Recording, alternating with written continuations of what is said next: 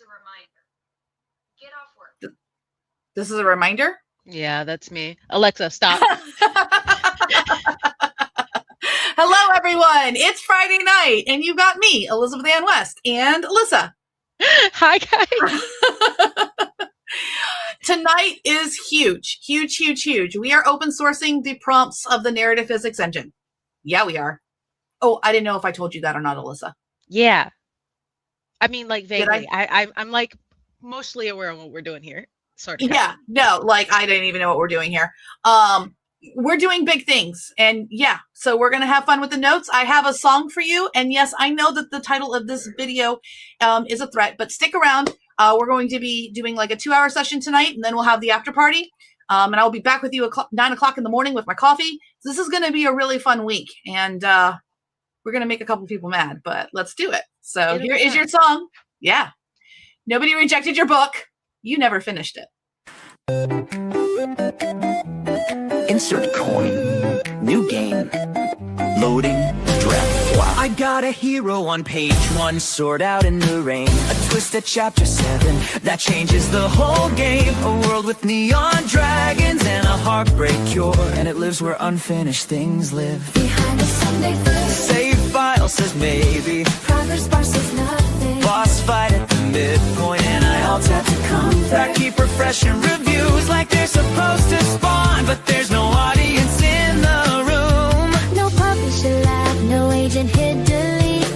No critic dragged you through the pixel streets. You're fighting the imaginary, the harsh, the mean. Because it's safer than writing the next scene. Nobody rejected your book, you never finished it. That sting you feel, that's absence. Stop calling it almost. Stop worshipping the draft like it's fragile. Hit start, hit save, get brave, and finish it.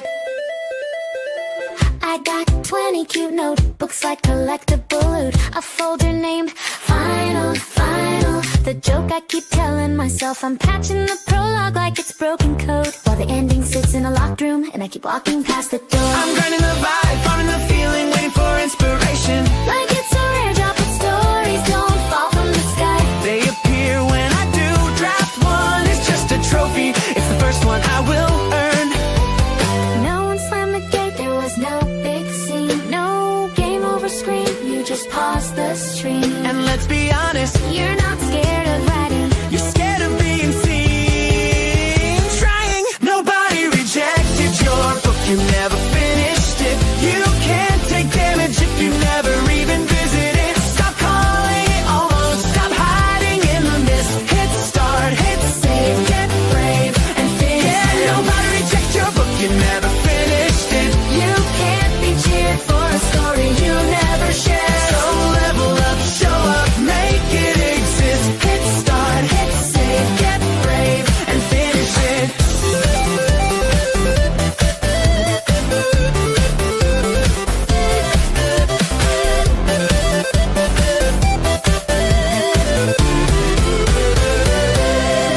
You don't need perfect.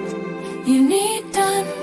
One more page till the daylight comes. Type it ugly, type it honest. Write the ending, roll the credits. You'll be shocked how loud finished feels. Nobody rejected your book, you never finished it. But you can, you know that's the whole point. Close the tab, stop jumping ahead of where you are.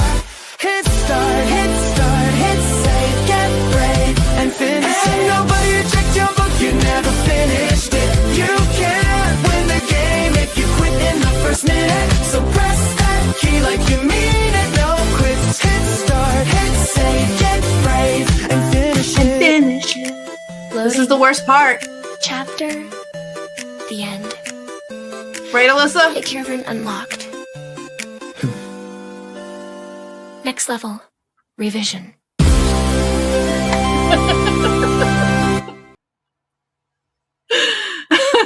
Because, you know, revision is the true killer.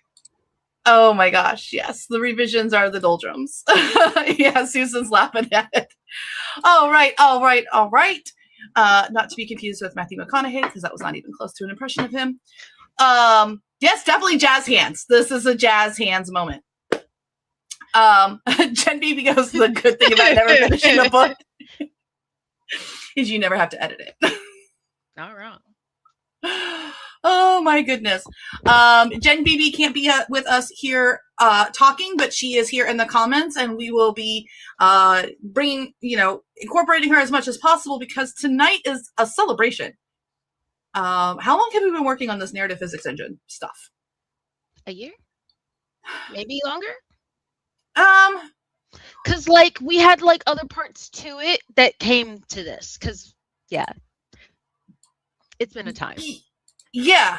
I think if you go all the way back to our first dreams with Rexy and the easy peasy book machine, right? Plan, draft, edit, final. I think that was really the first moments that we really got into kind of a sequence that made sense with the AI. And then over the months, the AIs have changed, and some things have changed with these thinking models. What are some of the problems, if any, that you can think of, Alyssa, with these thinking models when you try to get them to run a bunch of chapters and things like that? Whether you're siloing or you're sending context, what are some of the problems that you've been seeing in the last 6 months? It thinks too much. You want it to consider it's doing, but especially if you can. Your microphone is cutting in and out. Yeah. Hello. Maybe I'm the only one. That's much better. Much better. Okay. No, sometimes that happens. I hate it. Yeah. So it thinks too much, and it's weird to say that because the thinking model we want it to think, but if you see the reasoning, you'll see it'll start to go into circles and it'll back itself into a corner, and you're like, what's going on? Why are you like this? Yeah, I agree. And I'm going to recite that because your microphone, at least for me, is cutting in and out. So I'm not sure if you could change microphones or switch. Listen, guys, we do not let our technology boss us around. So if mine's not clear for anybody, let me know. I'm using my cool iPhone Pods Pro. But yeah, what Alyssa was talking about and what Rochelle Ayala is talking about in the chat here is that it overthinks. It distills everything to bare bones. There is also some new challenges with these larger thinking models, and that is what we have always called the crease, going all the way back to 2023, where we first got the the live. Oh, there we go. Jen BB says the live to fix Alyssa's mic. But we used to call it the crease because we didn't have another word for it, and that's because when we first started getting bigger models, we noticed that it would focus on the beginning of a big prompt and the end of a big prompt, and it would just summarize the middle or ignore the middle entirely. And we called that the crease, it was falling into the crease. Now, Claude has coined a term for that specific thing called compaction, which sounds way worse. Reminds me of a trash compactor. And I think the compaction is a little bit different than the crease because the crease just kind of would cut out the middle indiscriminately. And the compaction is attempting to be smart about how it's cutting the slices, correct? Yeah. See if your microphone works. Testing. Yeah, much better. Awesome. Good thing I have another headset. I figured you probably have 6. I mean, no. Even I have a spare here. Yeah. It's I have 2 headsets and then I have AirPods and then I technically have the webcam mic, but that would have been worst case scenario. Gotcha. Cool. But All right. Compaction and trying to do RAG, but not. Yeah, and RAG is what is for those who have not. Maybe this is their first time on our channel because we have 70 people in the house. Oh man! Hello, welcome. So RAG is retrieval, augmented generation. Yeah. And that I always joke that it definitely had to be a room of men who came up with that acronym because I never would have called it the RAG. Would you? No, you saw me thinking the words that it does, I know what it does, but trying to come up with the words no one would have done that. No. Well, we would. No. And for those who don't know, RAG is a euphemism for a women's menstrual cycle as well. So that's why I would never use that as an acronym for something. But anyway, retrieval augmented generation, that's been around for a couple of years now. And that was where it would start indexing things in a long piece of context and try to explain it. So hit the like button. I think we're going to jump into the notes. The notes are in your description. This is going to be a little bit different than some of our past lives. Some of our lives are more chatty, fun. We're going to work. We're going to get stuff done. This is, I spent a lot of hours on these notes for y'all. And I'm really, really excited for what we're doing. If you guys remember the Meet Me on Venus song a few weeks ago, about a month ago, I was ready to throw in the towel and quit everything. I was so mad because I just couldn't quite get this to work. Now I can honestly say, I think this YFD is very special. I think that this narrative physics engine stuff is special. I'm not sure. You've been experimenting with Alyssa. What Yes. have you been thinking about how this is working? Because you usually pants, right? Yes, I'm a pantser. I need a story to just come out and exist. When YFD first came out, I was the most gladiator of gladiator that could gladiate. I would take my brain dump. I would put it in the instructions box. I would let it run. I wouldn't look at anything, and I would just read the story. That's how much gladiator I gladiated. Yeah, you were definitely hands off.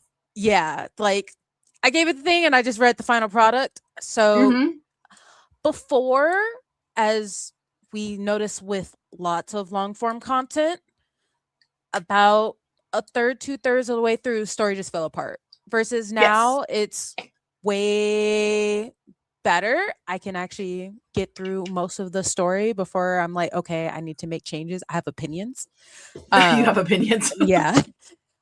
That's my problem. The reason why I do pants, because like when I try and plot, I like start to get ideas and it's like, okay, I'm gonna run with that. And then I'm like, never mind. I have a better idea midway through, and it's just I've wasted a whole bunch of hours. So it's a time. So that's an interesting thing because I run into the same kind of problems too sometimes. Do you really feel, I mean, I know that your brain says you wasted a bunch of hours, but was your process before AI, did you used to do multiple drafts? No, I just did never go back. Oh, I would just work until I thought it was done, and then that was it. So like when I publish a thing, I don't ever go look at it again. It's just, I thought it was good then, it's good. We're moving on. So like for this, because I have to go to revise it, I spend so long and I like start to think about it more, and I'm like, oh, more ideas, because I have a drawer full of ideas galore. That happens while I'm doing it. And I'm like, I've changed the story. So what should have been, as I can say with one of the stories that I did run, it was like, oh, this is supposed to be a romance. No, it's not a romance anymore. Now it's a mystery thriller. And I don't know how I got there, but I had better ideas midway through writing it. I want a t-shirt from Alyssa that says, I've got a drawer full of ideas galore. I love that phrase. But yeah, I have had the same, I don't think I've changed the genre so much as one of the projects I did work on with creating this Your First Draft stuff is this new incarnation of it is her number one driver. I've written that book like 7 or 8 different times. No, that was 8 just in that 1 week. I've written that book now probably 12 different iterations, maybe 15. And it took me that long to get to realizing that the main character, the female main character, was just coming too much off of it as a sulker to the point that like the AI, when I was asking it about responding to like the prose and the summaries and stuff, it was like, this is a really avant-garde, like dark romance stalker vibes. If you were going for that kink, and I'm like, no, I wasn't. I was not. I just wanted her to be like, I pick you Pikachu, not I stalk you and take advantage of a as Claude called it, a psychologically vulnerable athlete in a high pressure situation. Yeah. I was like, no, not my intention. But I never would have been able to write that book, or not. I would never have been able, to explore that book in 15 different iterations in the span of 4 weeks. Yeah. Before AI. There's no way. So a big part of tonight's video is in response to the New York Times article that came out at the beginning of the month. And some of the videos, I'm not going to say who they are, not because I don't, like, you're not allowed to know. It's because, look, one of the people who decided to make like a big hate video, they already had like 500,000 subscribers and the video got 80,000 views and stuff like that. And I was just like, this person, okay, here's the inspiration for this song. You know, I don't know if you feel this way, Alyssa, and you can tell me you feel differently, of course, but I had a real hard time about the New York Times thing because there was a lot of people who were working on their very first book who felt like they get to tell me that I'm doing things incorrectly or I don't know what I'm doing as far as my industry goes when I've published over 25 books and I have been doing this for decades now. And it's like, I am proud of you for working on your first book. I am happy for you working on your first book. I am cheering you on, but do not get it twisted that if you are working on your first book and just have opinions on threads, that you are a colleague or peer of me. So I do agree, but also even if they were someone of your same publishing stature of 20 years, 20 books, however long, I also don't care. Like even as a peer.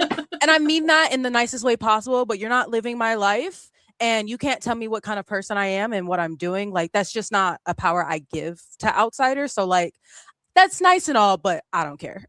Your generation is so much better at that. I want to be you when I grow up. I'm still a work in progress on that. I'm trying. I've gotten this far. It was a work in progress, but yeah, the more and more that I see antis, the more I'm like, you're not living my life. How can you possibly tell me whether or not I'm an author? You weren't here for the process. You don't know what I'm doing. I think I'm an author, and that's good enough for me. Like you not thinking that, I mean, you're not paying my bills, so I mean, exactly. That's nice that you don't agree, but okay.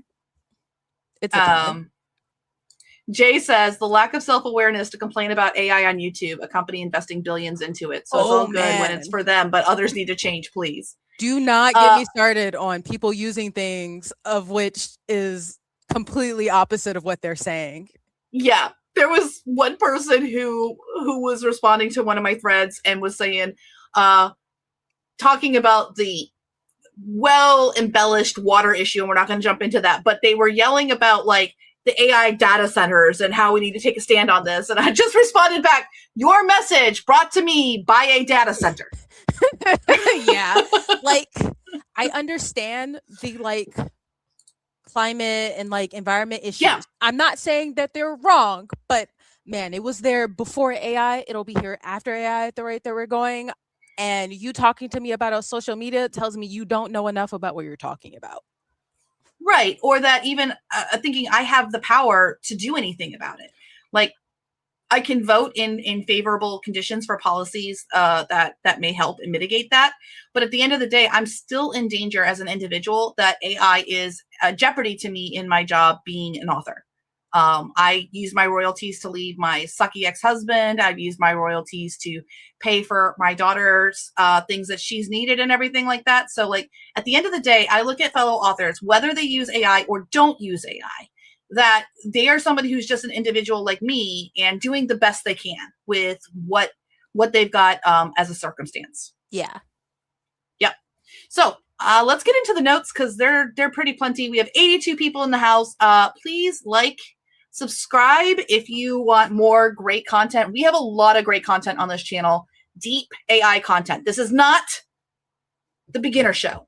Not that there's a problem with that, but this is not the YouTube channel for authors who are just getting their feet wet. There's a lot of great channels out there that are like intro to AI, and we have a couple of the intro to AI stuff. But we here at the Future Fiction Academy have made a concerted effort that we are committing to the automated author in 2026 so that we have the opportunity to compete with the future that we're going to have to be in.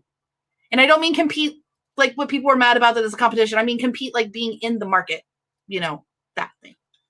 Okay, so I'm going to share the screen on the notes here. And I'm going to, there's your notes, by the way. There's your prompts that I promised you. They are there. I'm going to zoom in so everyone can see. Sorry, I'm just getting this all set up. We'll change. If you don't mind keeping an eye on the comments so that you can share them, I will bump us down so that there's more space for the things. So you do have your chapter end prompts there at the bottom of the notes. And I'm also going to hop down to kind of the middle section of the notes real fast to talk about what the plan is. So here is the goals tonight, okay? We're going to go over the base of the prompting of YFD, and then we're going to make a 10-chapter, 50,000 words worksheet. Alyssa, I apologize in advance. It's okay, because I just did that earlier tonight. Okay, so we are going to go through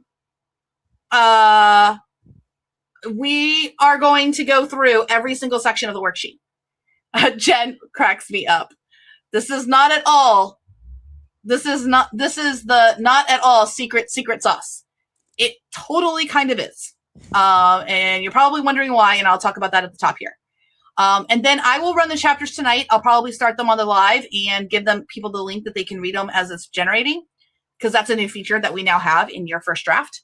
We'll go to the after party and I'll monitor it to make sure that it stays running, because all of you are going to be hammering on YFD and we will probably break the server tonight. So if we don't break the server, I'm kind of going to be kind of sad. Let's try to only break it a little bit though. Yeah, we'll break the server. Let's go. Yeah. Then tomorrow morning, I'm going to be here with coffee and we are reading. I will share the link here on the notes so you can read too. We will keep track of the edits that I want to or need to make. And then Sunday, I'm going to show you a new way to use YFD to pants the book entirely with NPE blueprints. So I'm not sure if you're with me on Sunday or not, but yes, I will be channeling you. I will be there. I'm very excited to see. Yeah, and thank you for finding that super huge bug that would have derailed that entire session. Yeah. Okay. And then on Tuesday, and by the way, all of this is free. It's just here on YouTube. You're here. I'll show you how it fits into a larger workflow for time-constrained authors. If you work full-time, if you have your hands full, if you just don't have the time that you would love to have for your craft, for your things, I'm going to show you how you can use this to get a large chunk generated and then go in there and start crafting and playing with it and really bringing it up to that next level. Then on Wednesday, we are doing a deep dive on section 8 and sections 9 for translating your voice into what the AI understands. So you don't want to miss that. And then next Friday's live, we will be running books and talking about and showing new strategies in the future of fiction press.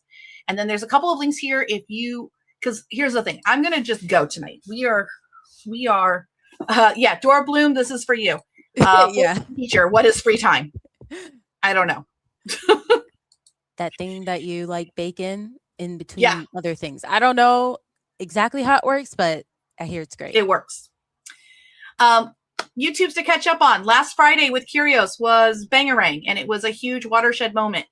Make sure you go check that out, because Curios is really building a platform that's going to help a lot of authors and a lot of creatives move into the future. And then the automated author series, that was 2 months ago. Was it? Oh, I guess yeah, we are it was in the end February. Yeah. I know. It's about to be March. Right? This is bananas. I need time to calm down. We're almost at the end of Q1 and I don't like that. Yeah. Can you still hear me? I'm still learning that if I touch these things, sometimes I stop my mic. Yes. Okay, good. Yes, as Danny says, time flies. Bacon. Did we say bacon? Maybe, but I don't know. We'll make all the bacon. The bacon you can spend and the bacon you can eat. Yes.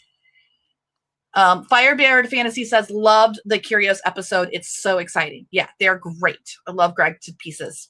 And so the automated author, that is another series that's like this series, which we are calling the Narrative Physics Engine 2026. Oh, you said bacon, bacon. Yeah. Okay. Got it. So the series that we did, this series, but it was not this series, it was the last series. And that was the automated author, this 2026, which was the big overview. So I think there's 6 sessions in that. And then we have 6 sessions that we're doing here. Yeah. All righty, here we go. So I'm going to go up to the top. We'll do a little bit of housekeeping. We're going to talk about some things. It's going to be great. Okay, so now I'm starting at the top of the list. The playlist, all the lives from today to March 6th. That's the link to the playlist. The music tonight is a Suno link. Nobody rejected your book. You never finished it. That's where the lyrics are, and you can feel free to remix that song and make your own versions, change the lyrics, etc. That's the beautiful thing about AI music. Okay, we would love to have you in our cutting edge AI writing community. Become a member of the Future Fiction Academy today. It is $249 a month, and you get every standalone class, the live classes, and a lot more, because the big thing that we're announcing tonight and launching tonight, well, actually we launched it on Wednesday, but this is the big announcement. Yeah, the official is bring your own key to YFD. Now, it has been brought to my attention that last year I might have said, bring your own key is never coming to YFD. I may have said that a few times. And the truth is, that is what I believed back then. However, circumstances have changed. The world has changed. The models have changed. And also my appetite to help people who don't really want it has also changed. So the specials we are running this weekend, you can get 25% off Stacy's course. Alyssa, did you want to talk a little bit about that course and how Stacy did a very big deep dive into narrative physics, which there's no limit on how you can do narrative physics. Yeah. So we first came up narrative physics engine, 6 months ago? 3 months ago? October, and September. So yeah. October, September last year. And Stacy went through and broke it down into the steps. It is a great start on knowing what narrative physics is, how to implement it into your systems, and just Stacey a great teacher. So it's all around great time, because Elizabeth and I in particular move fairly fast. So like some of those like beginner steps that you might need for this, we're like, right. Those are things that people need to know, because we forget them because we've already like been using them for a while. So definitely check that out. And if you haven't already learned everything about the narrative physics engine, do so, because it's very much a great way for getting the AI to stay on track for how a story operates and keeps track of continuity, because man, we have been fighting that for 4 years now. Forever. Forever. 3 years. Well, yeah. Well, continuity always. But I mean, old models from more than 3 years ago could never even they could only work in like 2,000 words. There was no continuity. there was no continuity problems because they couldn't do more than 2,000 words total. Like not even, that wasn't even the output. The output limit was like 100 words. It could write you like a paragraph. Yeah. So we've come a long way, and we're getting closer and closer to having it keep track of everything like it's supposed to, like we want it to.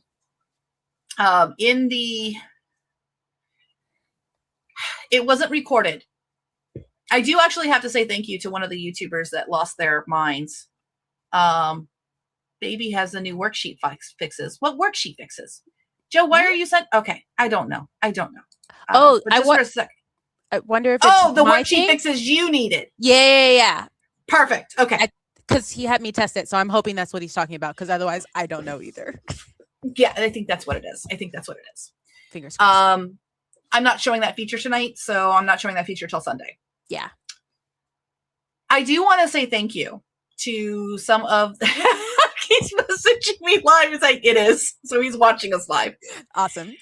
I want to say thank you to some of the YouTubers that threw their little hissy fits, because I read the comments, and there was someone who made a comment, and this I'm being vague on this because I can't prove it. This is anecdotal, and this is me talking about some other people's works. But a whole group of us found some pen names that have been recently publishing things. Now, I want to talk about this for just a second, because what we found, first of all, I would like everyone in the chat to tell me, if you look at some writing, can you kind of tell which model family wrote it? Like, do you have a preference between Claude and OpenAI and Gemini? Yes. Okay, so from there, I'm pretty good at spotting it, and there's just certain things that like I write with it so often I can see the different things that it has a habit to do. We found books published on a single pen name. Now, this pen name published 6 books within like a 2 or 3 day period, with at least one of the days having 3 books published on the same day. Now, I need some of my experienced indies to chat with me real fast. Would you ever publish 3 books like this pen name also had another series already. So this was not like starting a pen name. We were not doing the Liliana Hart method of 3 books live right away and then 1 on pre-order and 1 in the hole. That's an old that's a very long method and everything like that. But would we ever go, oh, I'm going to call this a series. It's not a series, by the way. These books are completely unrelated to each other. They just happen to be the same genre. And I'm going to publish books 1, 2, and 3 all on the same day. And they're magically not going to get out of order. That's the first problem. Like if I tried to publish books 1, 2, and 3 in a series with Amazon all on the same day, even with a pre-order, invariably Amazon's going to screw one of those up. Mm-hmm. But this one it did not. And then as we were looking in the look inside, I kid you not, they were using a different model for each book. Oh, fun. And these books were just published in they're just published in January. Now, I have questions. If you are running an AI pen name, or just a pen name that is, I don't want to say an AI pen name because I don't want to make it sound like AI slop. If you're running a pen name and you're using AI to help you, do you want to change models mid-series? Mid-series? No. No. And if you did have to change models mid-series, would you try to fix it so you couldn't tell? Yeah.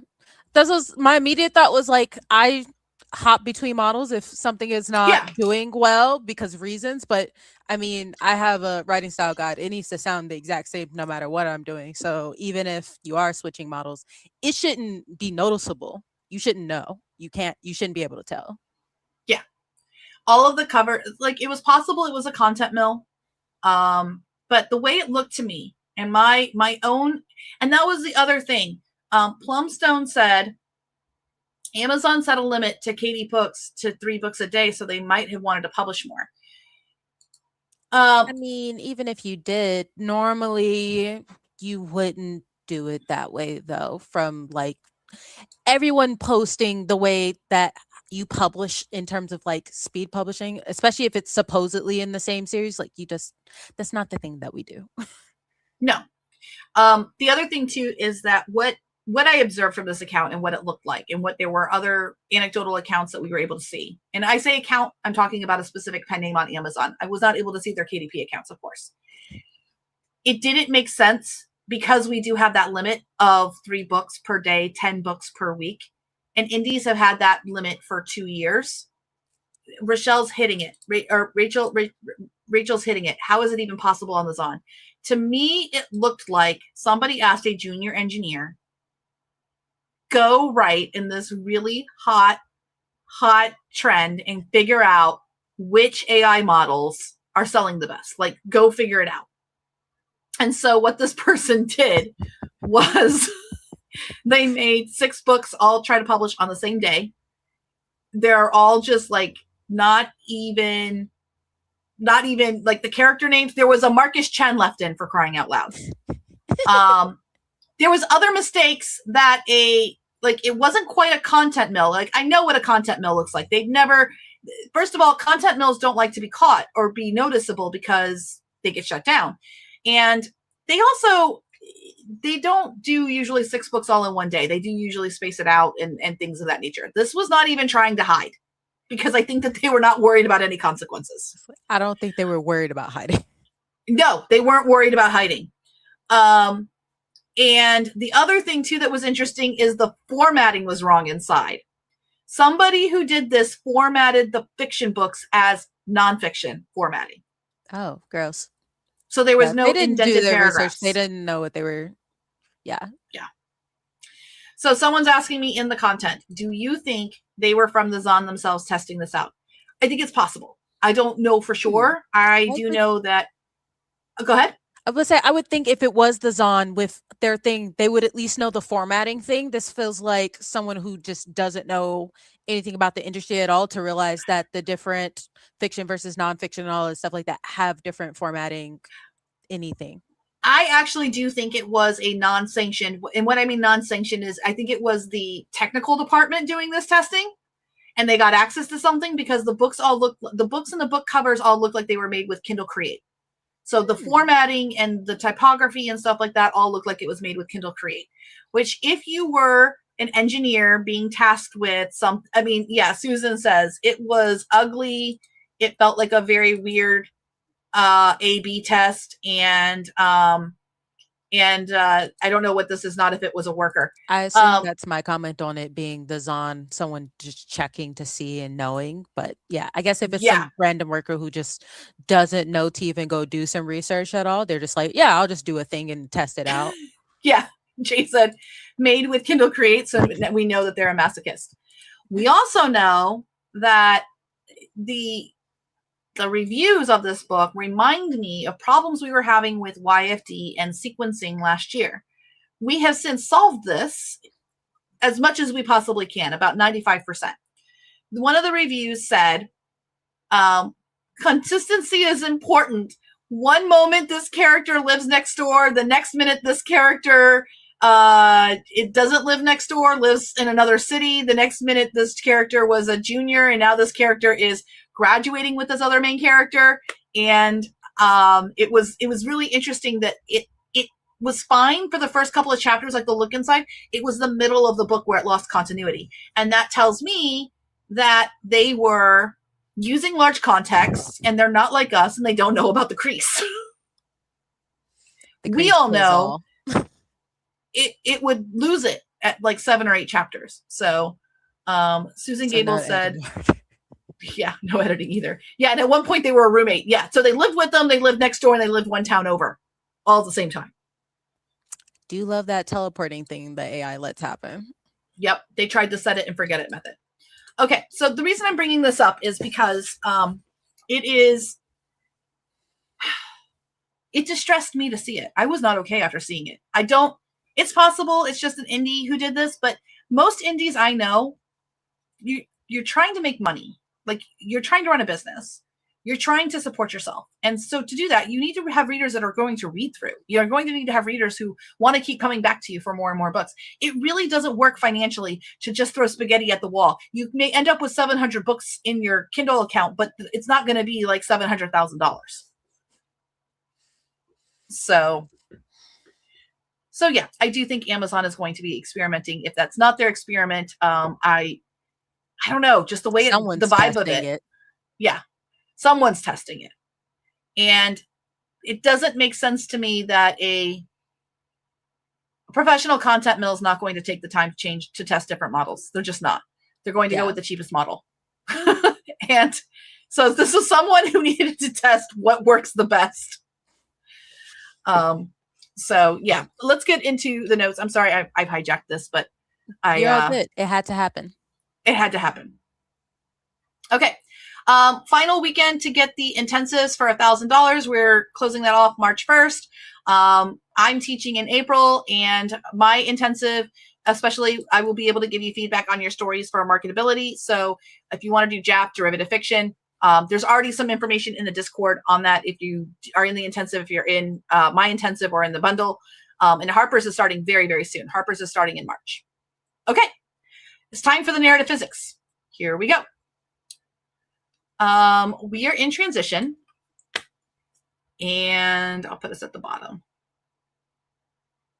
again. Okay. I think I can go one more bigger. One more bigger.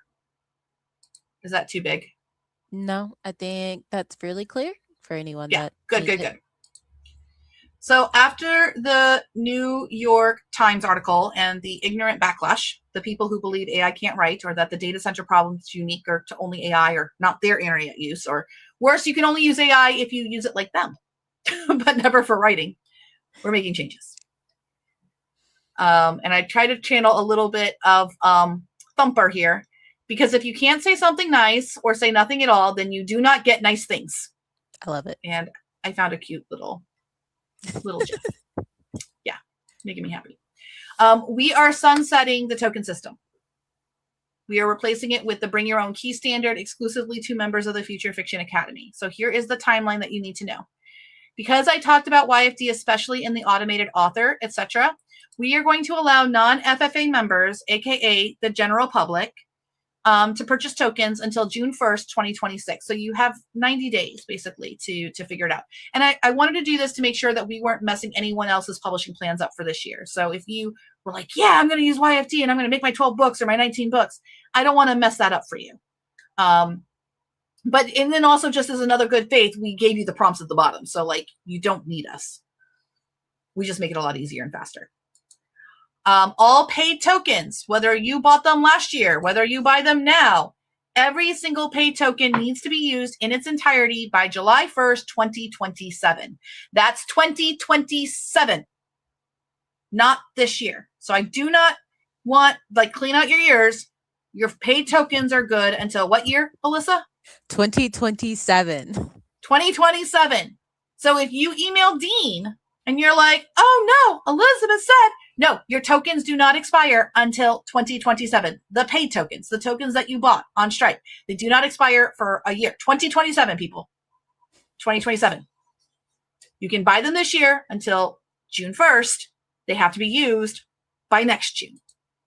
You have 3 months to make final token purchases. You have over a year to use them.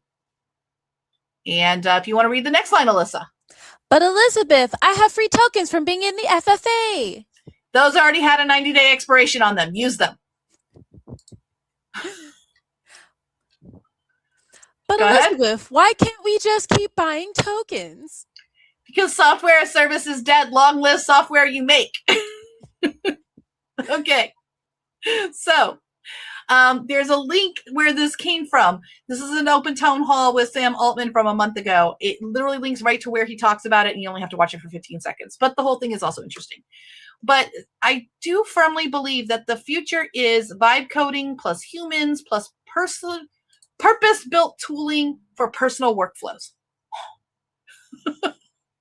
We call this ink and code. And you're actually a part of this movement, right? So like, what are some of the things that the FFA is doing in this arena? Yeah, so we make tools galore, and that's part of the reason why I was distracted this week beyond working on Nexus. So Nexus is our productivity tool coming soon because we need a central hub. And then I was inspired because I like online shopping. I was like, I'm going to make a wish list so I don't just buy things immediately. I'm going to make a priority list. And so I just made me one of those instead of going to Google and see if someone else did it. I'm like, I'm going to make it the one that I want, the way that I want it to look.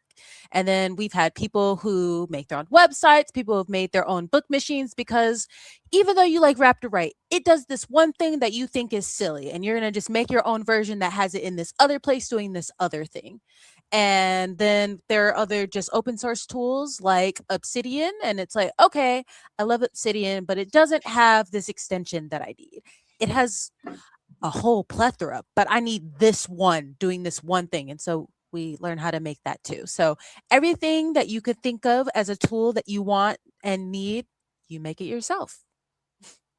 I am excited for this because I can kind of do this, but not very well.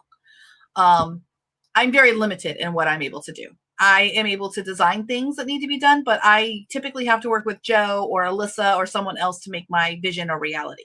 And I'm really excited for this movement to allow people who have a vision of what they need for this future that we're all in, but they don't know how to make it happen.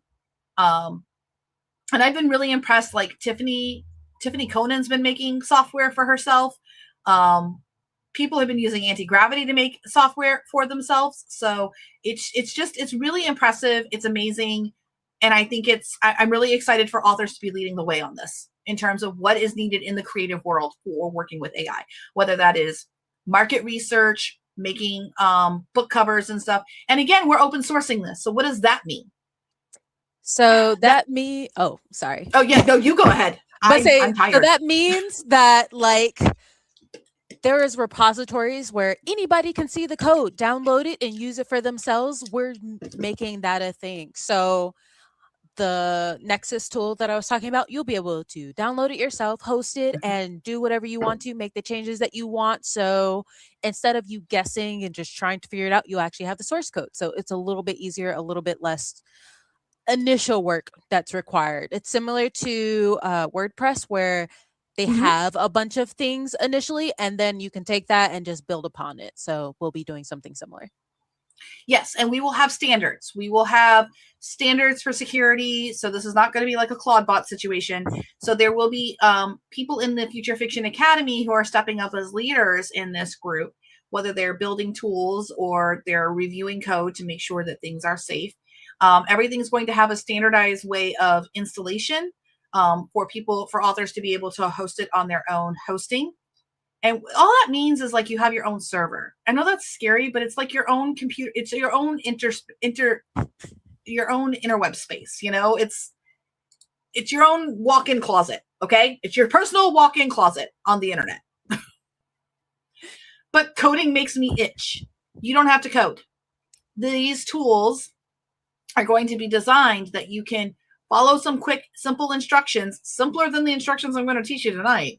Install it on your own server so that you can run it privately with no one needing to know what you're writing.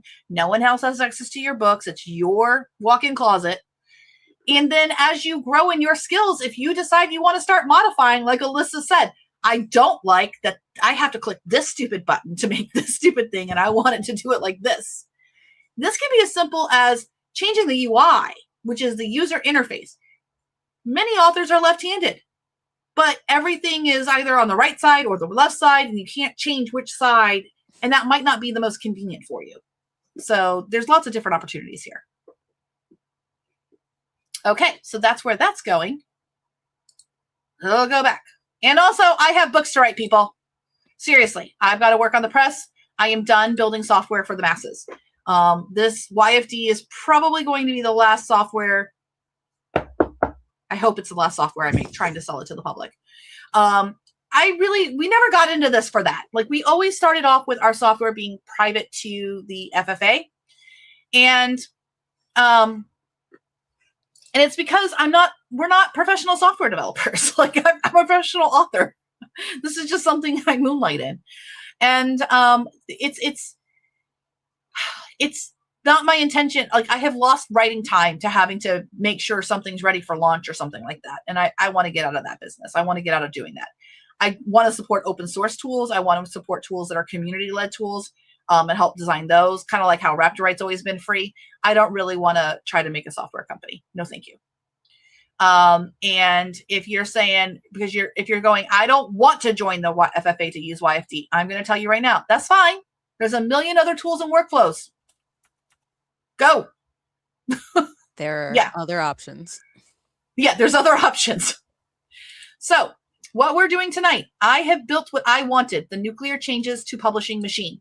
So this is from October of 2024. Some of you might remember it. AI managed publishing.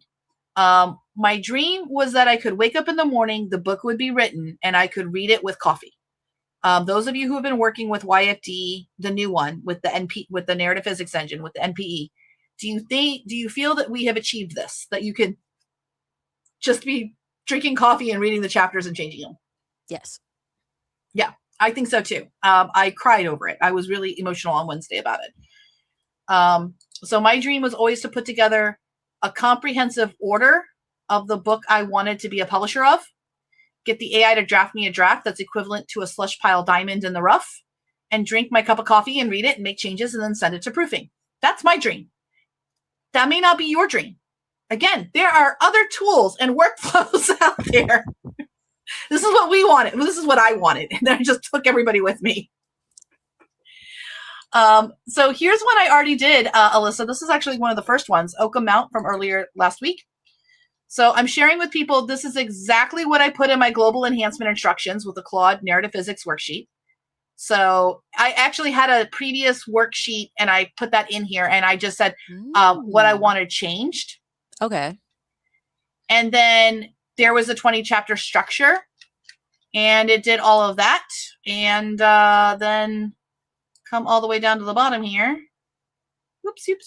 I'm like, overall, read like best-selling Regency romance, family drama. Really lean in on media res, characters not saying what they mean, comedy of manners. Avoid closing chapters with foreshadowing or the chapter ruminating. Scenes should end where a character can't do more until some other action happens. And then this is the cool new feature of YFD. Making sure I'm sharing the right thing. Yeah. Okay. So if you click this book view, I'm going to share this tab instead. Look at that. Oh, I was curious on what the checkbox was, but I was like, I'm not going to click on things until I figure it out. This is fantastic. I'm in love. Yeah. So basically anyone now with that link can read the raw chapters from my YFD project. Not the prompting I did, not the worksheet, just the output, just the chapters. And so anyone can read this. You can start sharing this if you co-write with someone or with your editor to say like, hey, is this quality good enough? And your editor can say, yes, no, I want more. There's problems here, so that you can tweak your worksheet. So this is really going to be a great tool for people who are the AI engineer or the AI slush pile creator. And let's face it, publishing has always lived off of the slush pile. Okay. This is not a bad thing. We always take diamonds in the rough from the slush pile. We give them to an editor and we make it sing. This is what we do. Yeah. So you can go all chapters, you can go to a specific chapter, and you can also just go to the next chapter. So it's very convenient to read online, etc. You could also share this with your beta readers to see which ones they like better. So that's always an opportunity there. All the possibilities. Yep. So here are the stats. It was 65,000 words. It estimated if I was doing 1,500 words, I think an hour, it's the equivalent of 43 hours. So I saved one weeks of my life. What it actually took to run was about 8 hours, and it cost me $24.05 using Claude. I did rerun a couple of chapters, and you'll see what I mean by that. So this is the no. Here at the FFA, we are very transparent. I've lost my spot. That is not helpful there. So I just wanted to talk about that for just a second.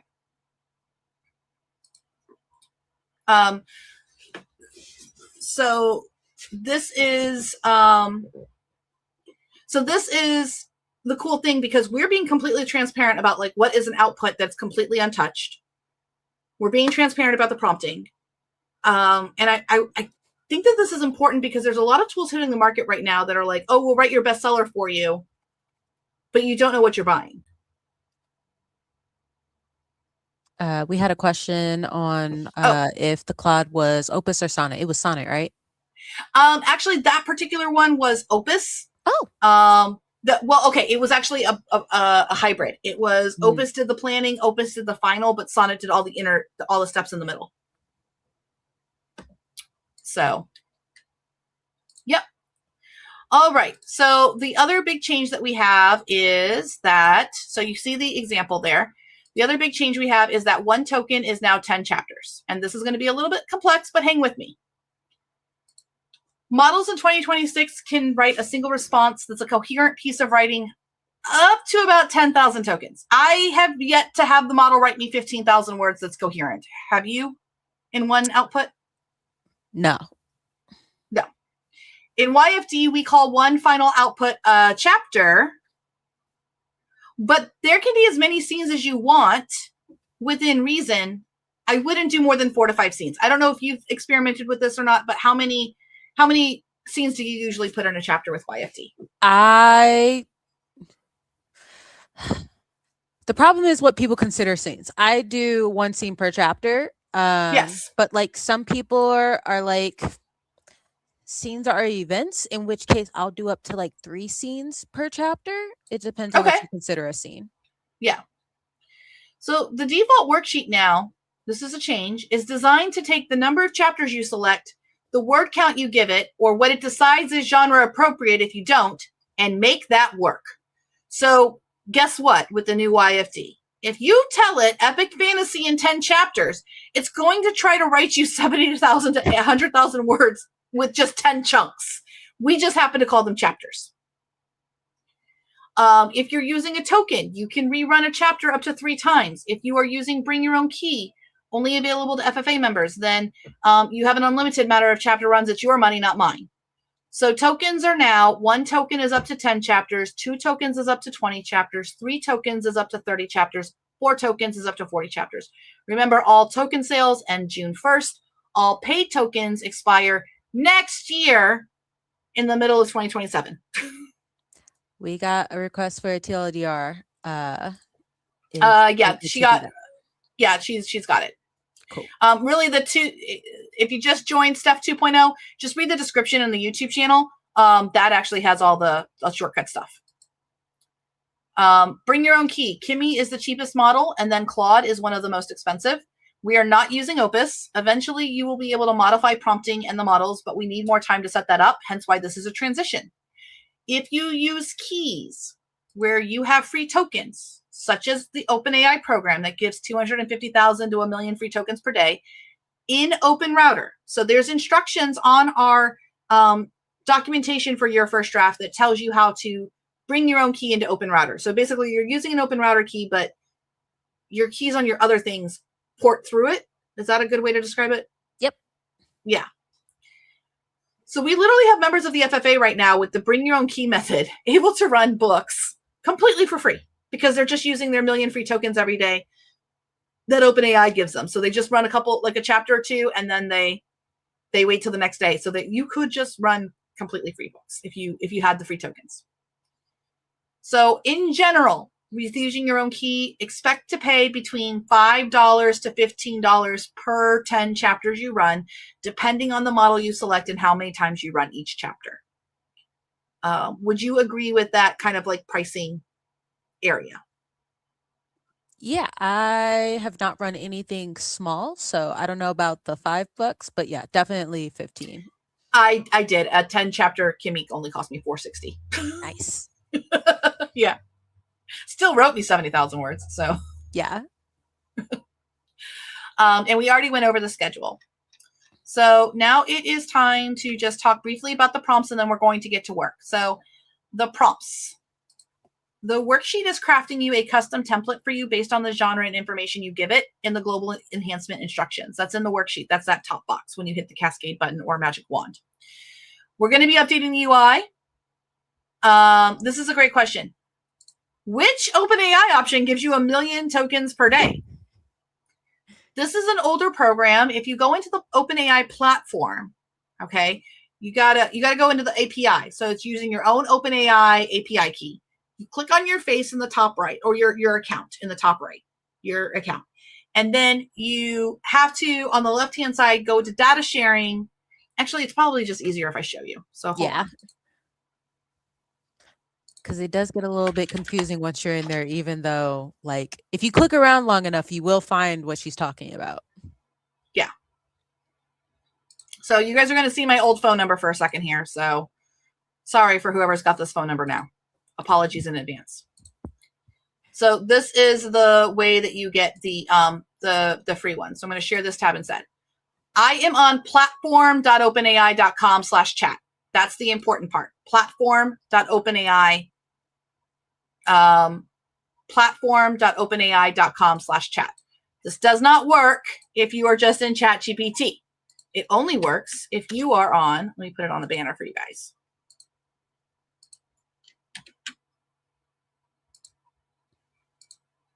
It only works if you are on platform.openai.com/chat. That brings you to this, okay? This is the API side. This is not ChatGPT. This is not the $20 a month or $100. This is not ChatGPT. This is the API calls. This is where you get a API key from OpenAI. I'm sorry, Alyssa. I have to emphasize that because everyone's you're all like, good. is this on ChatGPT? No, no, it's on the platform. Okay, so click your face or your account or your letter in the top right, and then go to your profile. And then on the left-hand side, there is a section called Data Controls for your organization. Once you click on Data Controls on the left-hand side, in the middle at the top, you'll see under Data Controls, it'll say Visibility, Hosted Tools, Sharing, Data Retention. You're going to click on Sharing. Once you click on Sharing, in the middle, and I'm going to emphasize this, when you do sharing like this, it means that you are sharing your prompts and everything with OpenAI. When you are using your API keys with OpenAI, the default position, because you're now you're a business client basically, the default position is not to share. Now, obviously, they would love you to share. So in exchange for you sharing your prompts and what you're running, you are given free tokens every day in exchange. Now, Do not do this if you are using your API for something highly sensitive or something like that. This is not something that organizations that are using, what is it, like private personal information and stuff, you don't want to be doing this. I'm writing fiction. I don't care if they have my fiction. They made it in the first, like, I don't care. So if you share your evaluation and fine-tuning data with AI, the top of it is enable sharing of model feedback from the platform. So I enabled that.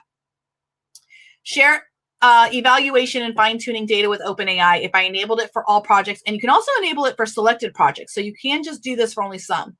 If you click the little I button in the right-hand side of the you're enrolled for complimentary weekly evals, I get 7 free evals because I'm sharing. I don't use it, but I have it. Then the next bottom part here says share inputs and outputs with OpenAI. Turn on sharing with OpenAI for inputs and outputs from your organization to help us develop and improve our services. So I am enrolled in this, and because my account was fairly advanced when this program started, I click on the I. I'm eligible for free daily usage on traffic shared with OpenAI, up to 1 million tokens per day across ChatGPT 5.2, 5.1, 5.1 Codex, GPT-5, GPT-5 Codex, GPT-5 latest, GPT 4.1, GPT 4.0, 01, and 03. Up to 10 million tokens per day across GPT 5.1 Codex, all the minis and the nanos, basically, is 10 million tokens. All of the non-mini ones is 1 million. If your account is not as advanced, if your account is more like new, you may only be offered 250,000 tokens. You also may be offered nothing. So this is a special thing. Oh, and thank you, Joe, for putting the more better link in the The link directly to the place instead of you having to navigate there. My goodness, we can't have any like. Can I copy it? I don't think I can copy it. Okay, I'll have to try to add that to the notes later. I can grab it and do that. Okay, I would just put it in the little area for the free. Yep. Let's see. Gotta find the notes. Yep. Okay, so back to the worksheet. You can still bring your own worksheet. You're still with me. I know it's 9:02 and it's like, Elizabeth still won't be talking. Like, I told you I had to get through a lot. This is a lot of information. This is the theory of the worksheet. So the worksheet creator does this for you. It's automatic. Okay. Skewlight says, I was going to say, not sure if you covered it because I accidentally closed the tab. You might need to put at least $5 to $10 in your API account to qualify for the free tokens. Yes, I signed up back when they did not take prepayment, back when I was just charged each month at the end of the month. So if you don't have access to this program, start using the API. That's my advice to you. Start putting $5-10 in there, and over time, it may open up to you. They do not generally offer this program to people who are not using the API, because why would they? So they need to see that you're doing some kind of usage and stuff like that, that you're valuable. And I do think that our participation in that program is directly led to why the newer models are so much better at writing books. So you're welcome. Okay, theory of the worksheet. It does this for you, but it's good for you to understand it. So the very beginning parts of the story worksheet is just the story concept and premise. You guys are used to this. So the whole purpose of this is that it's going to be kind of like a pyramid, in the sense that when we start working with our narrative physics engine, our worksheet creator, we're going to start kind of specific and like not very specific, but not like fully fleshed out detail. And over time, the worksheet gets longer and longer and starts working more in depth on that information. So you're going to be doing genre and subgenre identification, core premise and hook, North Star statement, log line and summary pitch, target word count, and chapter count. However many chapters you select on your project, that is going to go into your worksheet.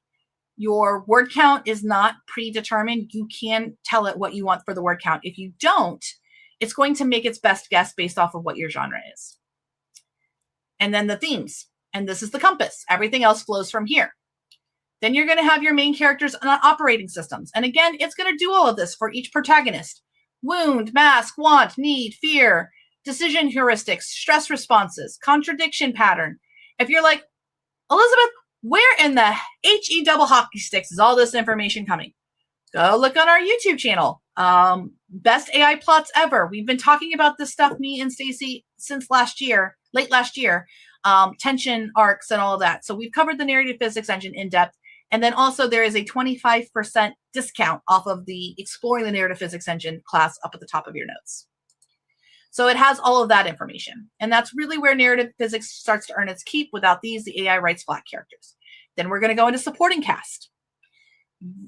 There's one thing that you may want to change if you write in a genre where your antagonist is very important to your, like, Alyssa, you sometimes write thrillers? Accidentally. Would you ever be curious or interested to write something where, like, some chapters are from, like, the detective or whatever, and then there's chapters in there from the point of view of the serial killer or the person who's the bad person? Yes.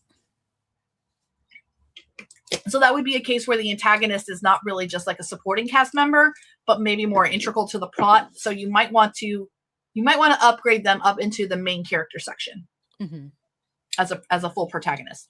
Because truly a really great villain thinks they're the hero of the story. All right. And then it has character function mapping. Who serves what story purpose, mentor, mirror, obstacle, etc. Some of these words and things, you as a human may go, I don't ever use the word mirror as a concept when I'm talking about my characters or anything like that. That doesn't matter. You want to say why? The thing that I have to stress so much when it comes with working with AI is our words are not their words. So whether or not you use those words does not matter. If that is what the AI is using, those are the words we should be using because that's what it knows and understands. You trying to use your words makes it confused and sad, and then you're wondering why you've got garbage. Exactly. Great example all the way back from 2023. Those chapters. Little did she know her life would never be the same. And like people would prompt like, no cliches. We're not even talking about the no part. And it wouldn't work. And finally one day I was like, hey, in this chapter, down here at the bottom where you wrote, little does she know her life will never be the same. What function or purpose is that serving and why are you doing it? And the AI very competently goes, I'm foreshadowing. Now, first of all, that is not foreshadowing. But second of all, you're going to have to understand that its understanding of certain concepts and stuff are not the same as a human. So sometimes you'll see some wonky things in your worksheet. Don't be afraid. It may just be what the AI needs to understand what you're trying to do. Foreshadowing. Yeah. So if ever you are wondering why we don't say that word in our worksheet anymore, that's why. But why we say avoid foreshadowing. And it's like, why? What do you have against foreshadowing? Nothing. We just have big opinions about the foreshadowing that the AI does. The AI does not know how to foreshadow. I don't even, honestly, what it really calls a good foreshadow is a callback. If you want to know. And that's also in the prompting, by the way. So then you're going to have your story world section, your narrative physics engine, and your writing style rules. This is very, very important. Check the recent YouTube videos that we've done about A Model's Not Going to Save You, where we do the extensive do's and don'ts and stuff, and we've gone over all that information. Then it's going to do your full story outline. And this is the new innovation that we are doing so that I could make this as universal as possible. That is, we are no longer doing 3-act, 4-act, 5-act, 9-act, I don't care act structure.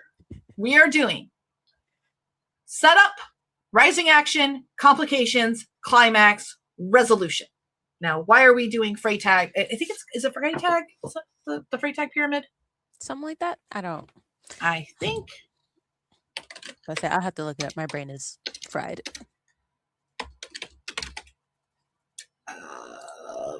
Yes, it is the Freytag pyramid, pretty much. Yeah. Or story structure pyramid or whatever. Mm-hmm. Now, the reason we're doing this is because I don't care what you're writing. you should have a beginning, middle, and end. And if you don't, if you have something really experimental or something like that, go work with a chatbot. Don't use YFD. It's not designed to do experimental stuff. It's designed to help you do, it's designed to help you write genre fiction. Susan says, I love the I don't care act structure. That's my favorite. Yeah. So the rough math, and these are just earmarks for you to understand the word range that you would be looking at. I include this not as a hard rule. But if your story world is suddenly 15,000 words, no. You need to, because you're just trying to write one book, right? So you need to take that 15,000 words and you need to extract from it all the information that is necessary and needed for this one book that you're trying to write. And that helps to answer some of these questions about here. If you want to read the question. Yeah, I was just about to pull it up. If I write a series, can I ask the AI to fill in what that worksheet from my latest book so that I can at least know how the MP applies to that story? 100% yes, always. Yeah, but I wouldn't feed in the whole book. I would feed in like the summaries of the book. Something shorter. Yeah. What if our rules go longer than what is listed in that section? Again, you can do that. But then it starts to become a question of, if you have 2,000 words of writing rules, what is the likelihood you have a contradiction in there? I'll wait. So there's no need for you to call us out like that. This is not easy. I'm gonna stress this. This stuff is not easy. Like, that's the wonderful thing why I open source this, why I'm telling every Facebook group that I know that I can safely say, hey, I'm going to share this. So this is not easy stuff to do. This is real skill that you're going to have to learn and practice and experiment with the AI to really master. Oh, go ahead. You can also feed in a partial book and have the MP method tell you where to go next if you're stuck. There are so many applications for MP. It's amazing. Yeah, and we're going to be going over that. I'm actually going to be showing how you can use a book that you have just pieces. But there's a component that's broken right now. There was a bug. We've got to fix a patch for it, but the patch is probably not going to be pushed till tonight till tomorrow, because we have to test it in Baby to make sure it didn't break anything else. So right now, do not use the boxes for exclude from context unless you back up your worksheet, because it's deleting those sections, right, Alyssa? Yeah. Yeah, it's making them permanently disappear instead of temporarily disappear. So we got to work on our magic. Okay. So in general, and I say in general, for a run-of-the-mill novel, you should be looking at a worksheet that is 5,500 words to about 23,000 words at the most. If you have a 70,000 word worksheet and you are not running a 40 chapter book, you're in trouble with me. I'm going to say, as someone who just set up an 80 chapter book, if you've got more than that, honestly, I'm impressed. And maybe you should reconsider just having the AI go through and tell you if anything can be cut, because you might have too much. You might have too much. So that's 7 major topics for a 20 section worksheet. It's actually not 20 sections. It is 17. You could split the larger ones, etc., if you need to. So it maps cleanly. I'm actually just going to delete that out of the notes. It shouldn't be in there. The beauty is that none of these are genre specific. A cozy mystery and a dark romance both need all 7. They just fill them in differently based on the genre, flavor, input. And for the first time ever, publicly, you guys have the worksheet prompt. So this has notes from me to explain the variables. To use it somewhere else, you will need to modify it. This is provided for educational purposes only, so you can understand what your inputs in YFD do. So here's the prompt. So this is where the notes are. So begin story pitch. This is no longer used. When you come down here, so you can read the prompt. The required data layer, you'll see that it says instructions. I'm like, this is the stuff you put in the box in the magic wand feature of the worksheet editor, the global enhancement instructions. And then I'm like, this is the worksheet in its current state. It might be empty. It might be partially filled. It just depends on what you've already run or filled in manually. And then this is just the part of the worksheet it's currently filling in or updating this specific section, the specific run of this prompt. If you look at this prompt and you're like, I don't understand any of that, You need to take our classes in prompt sequencing. I know we have a bunch of them. Everything in that prompt has been stuff that we have been teaching for years. So if you look at any of the FFA curriculum, that information is definitely foundational. Would you agree, Alyssa? Yes. Yeah. And the accelerator coursework has stuff about prompt sequencing, right? Yep. And then I just did a thing on prompt engineering to just understand crafting prompts in general. So there's so much on like sequencing and making prompts galore that 11 out of 10, please go review all of the resources available to you via the FFA, because we probably have an answer for you already. Yeah, we'll save you hours of your life. All right. Now, there's no such thing as a perfect narrative physics engine. What is built in the default YFD and available to all is something designed to handle anything.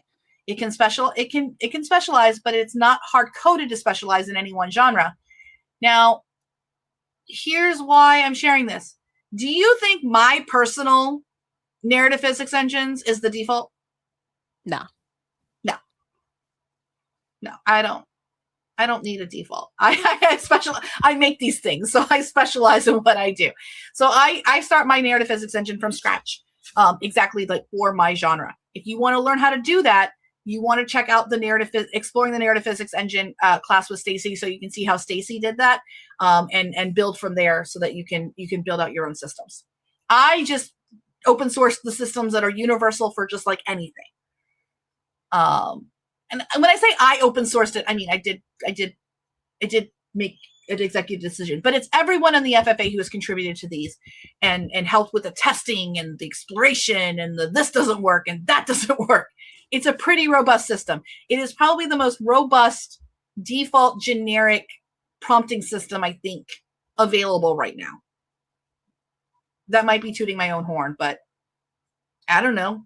Show me what you got. What were you going to say, Alyssa? But say, when you're the first and you've got the thing and no one has spoken up yet, I think it's okay. Yeah. Show me what you got. Show me what you got. Other people who are like, I run perfect books.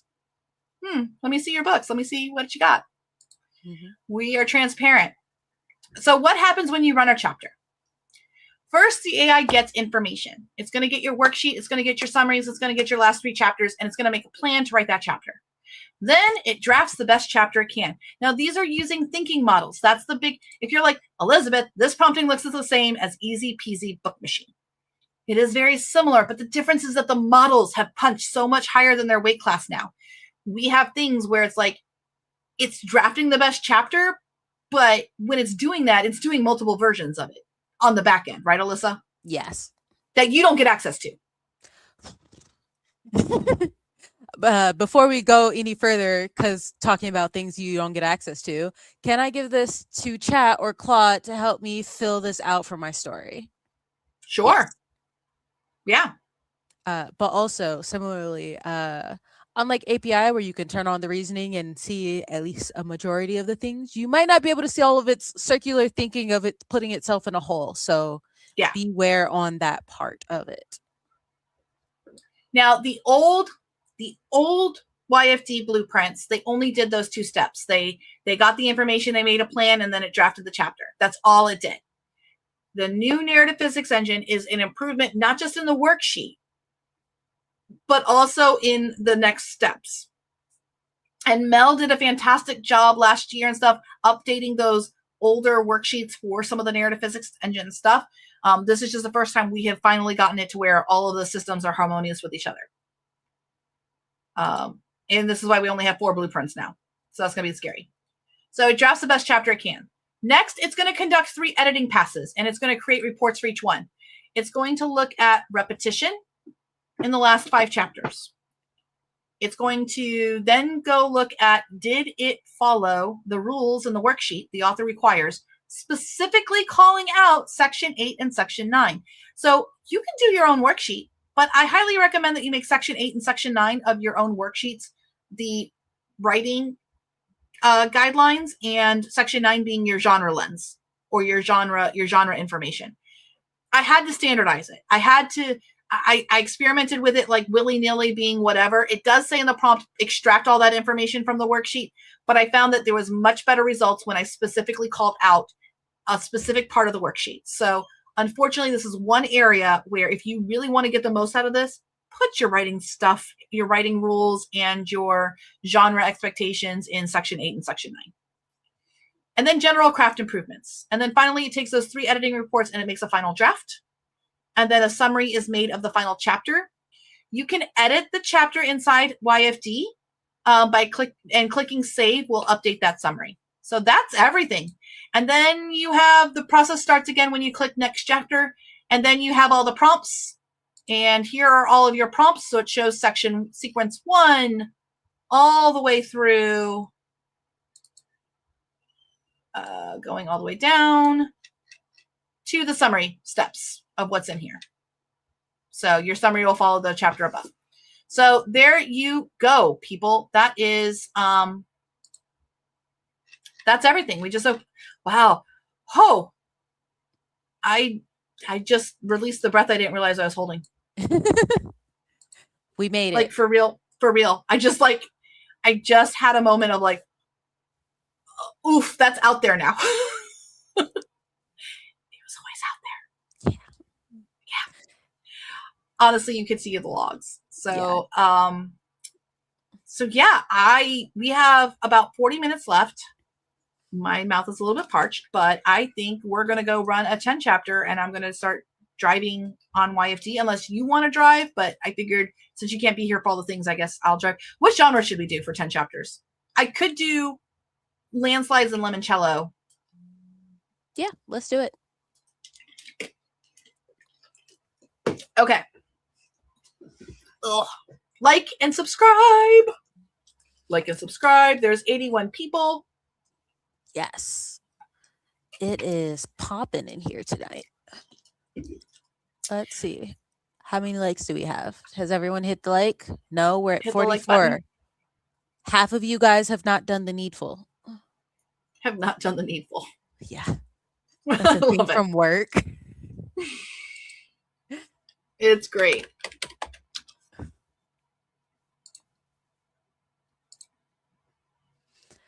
Oh boy. Okay, so I have logged into my first draft. I've logged into your first draft, but it's my first draft. That was a great time of first getting the your Oh first my draft, goodness. but really Your my first first draft. My And draft. the draft. Your first draft. The draft. So you can find this at yourfirstdraft.ai. That is the website that all of this stuff lives at. Banners. Yeah, it's like we don't have the banner It's anymore. not in there anymore. Okay, I'll add it. If you are a member of the FFA, you no longer need to go to the baby one. We're going to be changing that link. All of your projects are available on yourfirstdraft.ai. It is now on production. Here at the FFA, we keep a dev server, a baby server, and then a production server. What's a baby server? It's where we let the authors experiment with stuff to find the bugs and stuff that the developers weren't able to find. So we do have an extra step process. Everything got moved to production last night. So all of your projects are available in yourfirstdraft.ai if you have projects. Folks like, or we will make the Orc Mafia make you. That's funny. Now, if I remember correctly, it says if you need help, do we still not have a link anywhere here for the documentation? No, I realized that earlier today because I was trying to figure out what the bypass flow was, and I was like, well, never mind. I think we should just probably have the story steps turned into documentation, and maybe Jen BB, if you could get us a link to the documentation. Oh, I know up top? No, up top. No, it's there. It's there. Okay. Oh, I think it's in here. There it is. Oh. I remember now. It is in your name.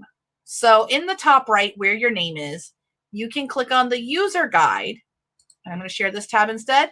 And shout out to Jen BB and Carlo, and I'm going to stop the banner, who have been working on this.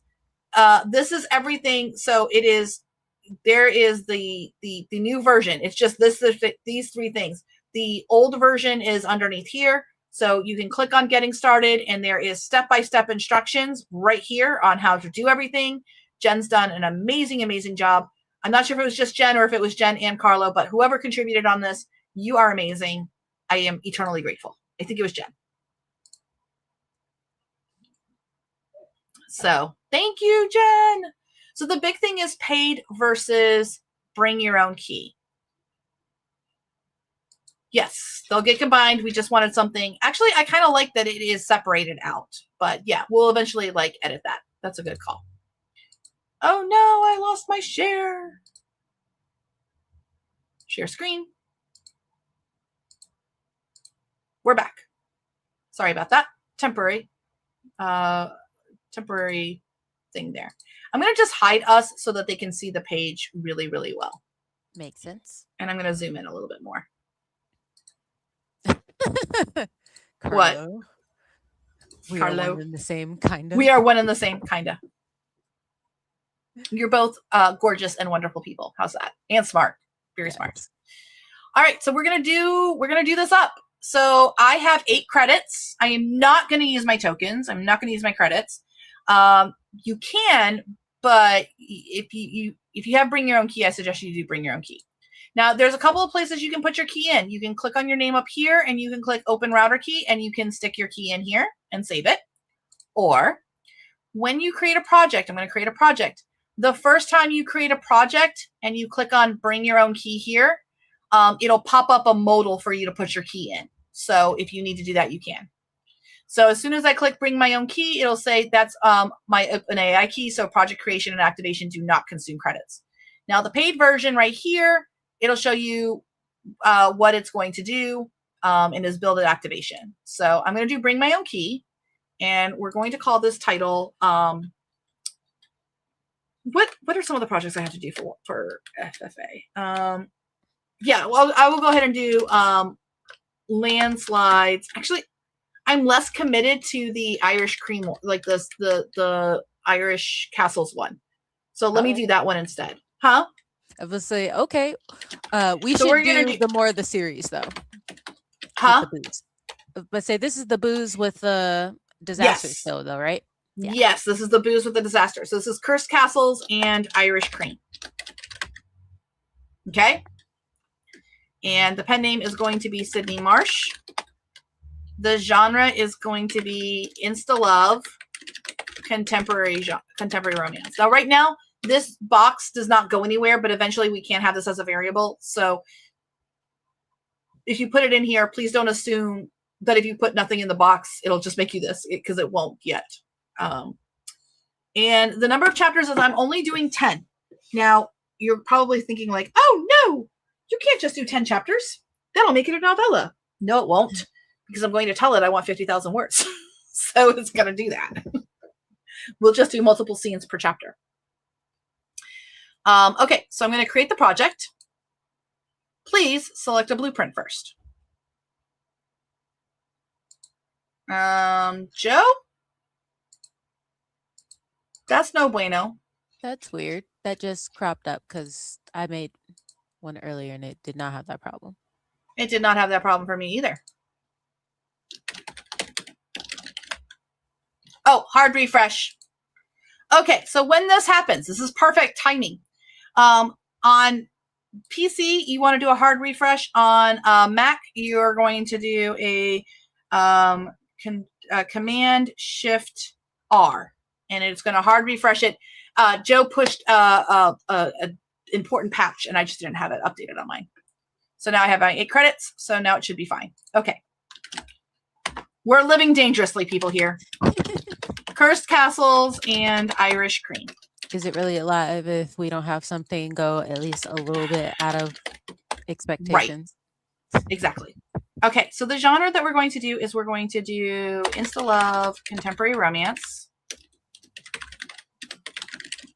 And you'll have to look at the things because I can't see the comments or anything. I'm just focused. So just interrupt me. I'm going to click bring my own key. and I can manage it if I want to. And it says it's ready. So that's making sure that the key is correct. And I'm going to create my project. And by doing so, you also know if you have a key loaded, if you have the little key symbol in your top left. If you are doing this and you're like, I don't have the bring your own key, that's because you're not a member of the FFA and you have not joined the membership or the accelerator or something like that. So that's why you do not have access to it. This does not, if you have bought standalone classes or something, that does not give you access to bring your own key. It's only for people who are in the membership. Okay, so choose a blueprint. You guys are going to love this. There's 4. That's it. Remember, we just went over everything. It's designed to be able to specialize in whatever you're doing. Do we want to use OpenAI, Claude, Gemini, or Kimi? I think Claude's the most popular, right? Like, Yeah. yeah. So we'll use Claude. My next backup would have been Gemini. So I've done that, and you can still change it before you activate it. I'm going to go ahead and activate the project. It's going to show me I'm bringing my own key. It's going to show me I'm not going to be charged any credits. So I will say yes and activate my project. And I'm ready to go. Woot. Woot, woot. Just a quick thing. It's pointed out that if you don't have the bring your own key, but you are a member of the FFA, please log out and back in again. You've probably been logged in so long that it just doesn't know yet. And if you still have problems and if you don't have access and you think you should have access, feel free to email the dean at futurefictionacademy.com email or make a ticket inside of the Discord system, and we will get help to you. Also, I would just do a hard refresh, as Joe put. Hard refresh. Yeah, or hard refresh. Okay, so we're gonna do. I'm gonna have my Notion open that you guys can't see at the moment because I'm gonna go open my notes from Irish Cream that I was working on. Maybe. Oh gosh, this is so zoomed in. It's so hard to work with. Well, you get to zoom it out now that we're not looking. So there's always that. I think it's going to zoom out everything on the thing while they're looking at that. So Cursed Castles.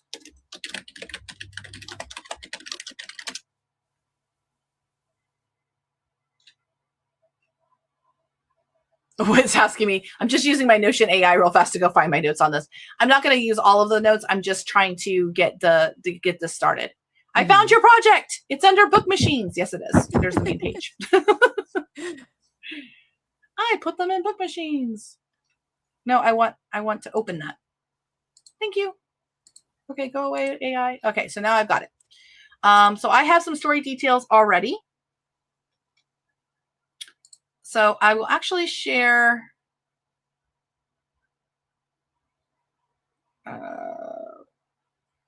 Where was I? Did I lose my mind? Okay, I will share this instead. Share this tab instead. Okay, so we're going to grab this information to kind of get started with a little bit. I think I did AI profile, Cursed Castles, and Irish Cream. What did I do here? Okay, so this was like 30 chapters. We don't want to do that. We're going to do this a little bit differently. We're just going to start it off, I think, from scratch. We're just going to have like the basics of the characters. So what I actually know here is in the story details. So I'm going to ask for, I'm going to ask the AI here on Notion. We're going to do a new chat. And I'm just going to say, can you make me a very simple summary of this information?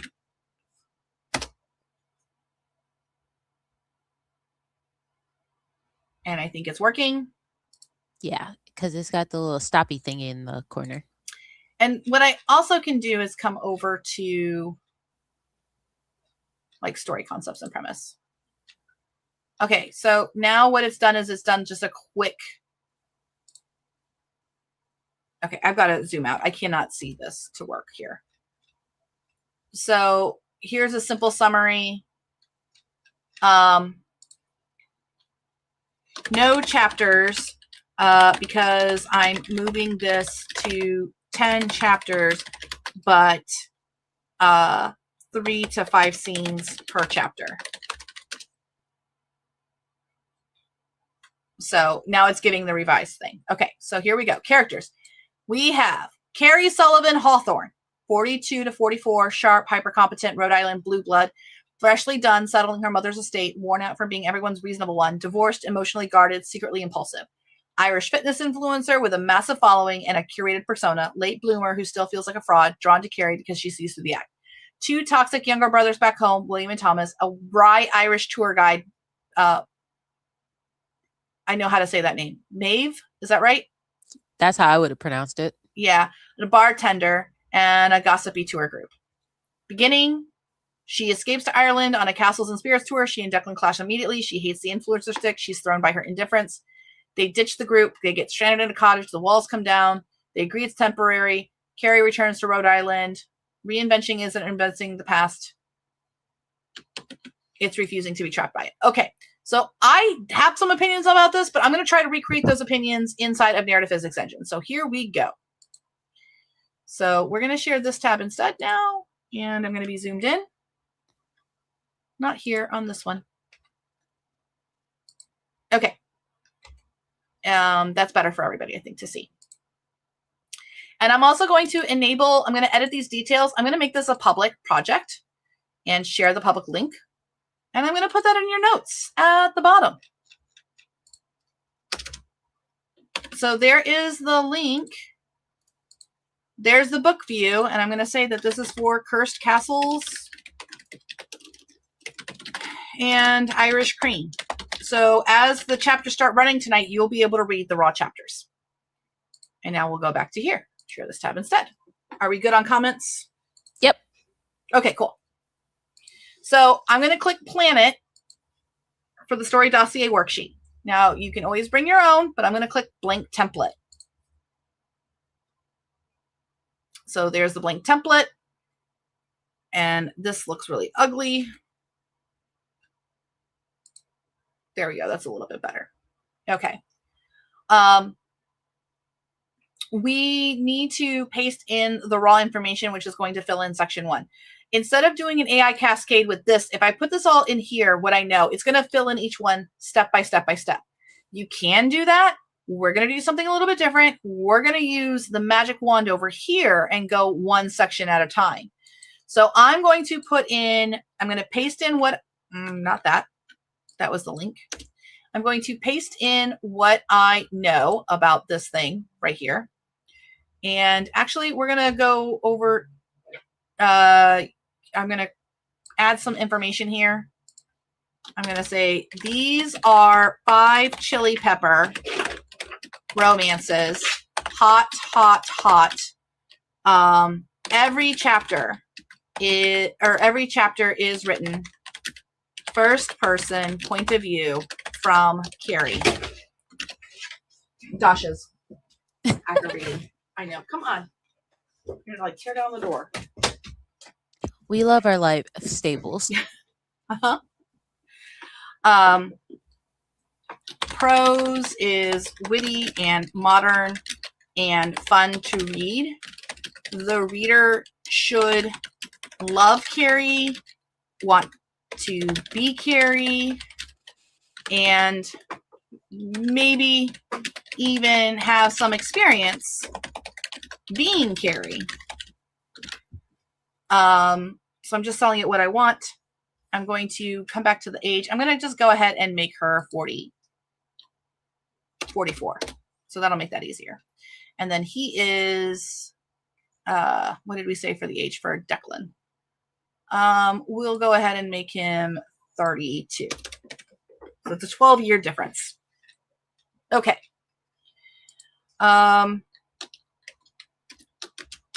The other thing I'm going to do is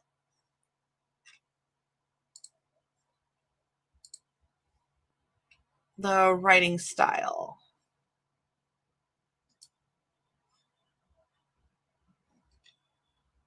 Yeah, we'll let it decide. I'm not gonna get too harsh on this. Okay. So I'm just going to put that information in here. So there's not a lot of information that we're going with. I'm going to your notes and I'm saying what we used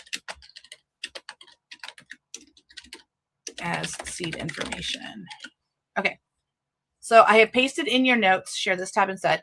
I've pasted in the notes exactly what I'm using as the seed information here so that they know. 5 chili pepper romances. Oh, and there's one other thing I need to do. 50,000 to 70,000 words total for the manuscript. Timing should be tight. Insta love novel. Almost day by day pacing.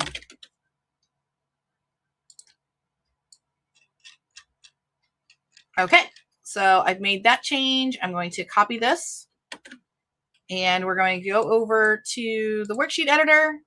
I'm going to share this tab instead. I'm going to paste this in. Now, all this is going to do is translate this for this one little section. So messy is fine. This is your creative download. So we're going to see what it does. So I'm going to generate the enhancement and it's going to go ahead and just run that one section for me. And this can take anywhere between 30 seconds to a minute, minute and a half per section.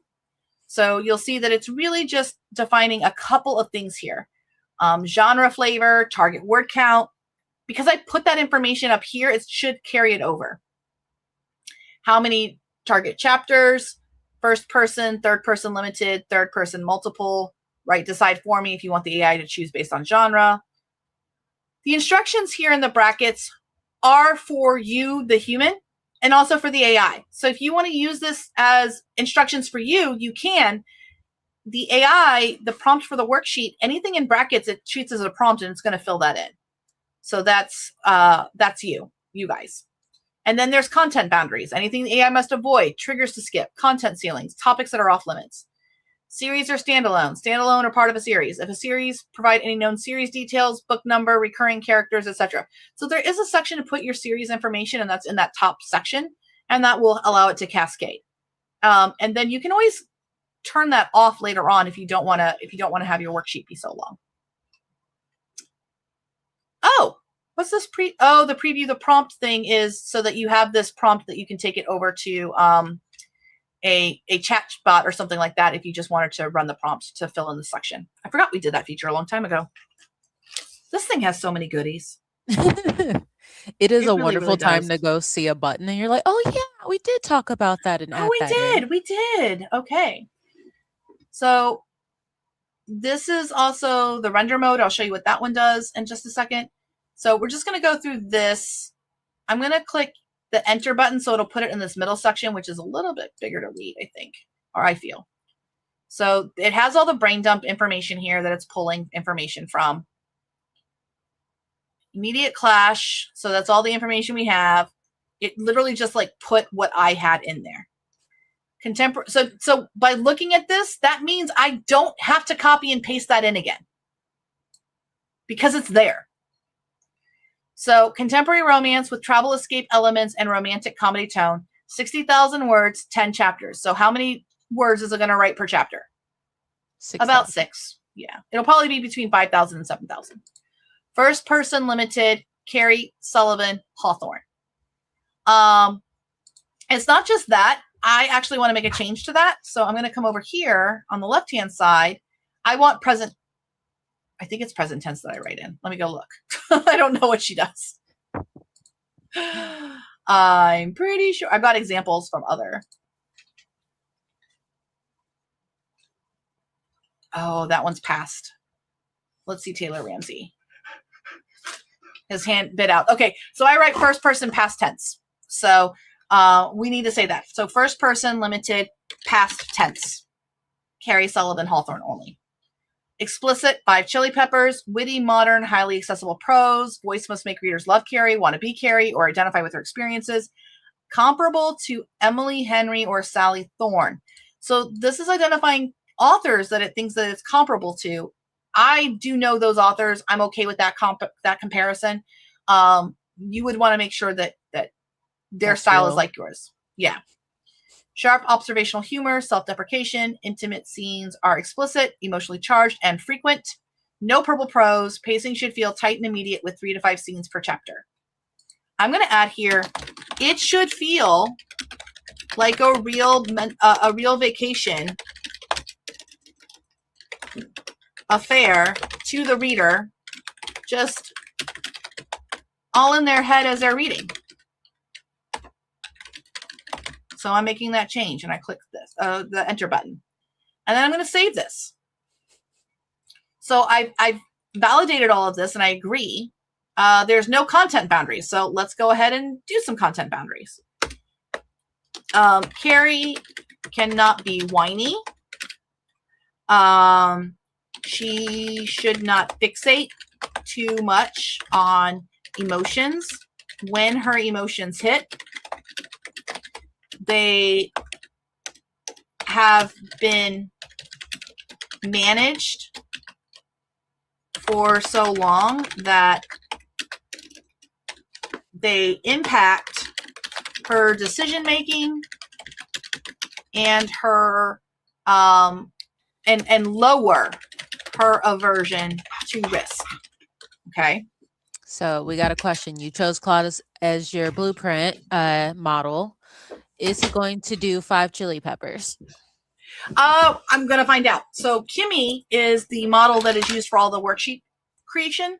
That way it can get as explicit as it needs to. And so that way, if the instructions are very explicit, the AI, Claude is much more likely to listen to it. So what I consider 5 chili peppers is probably what most people consider to be 3 or 4.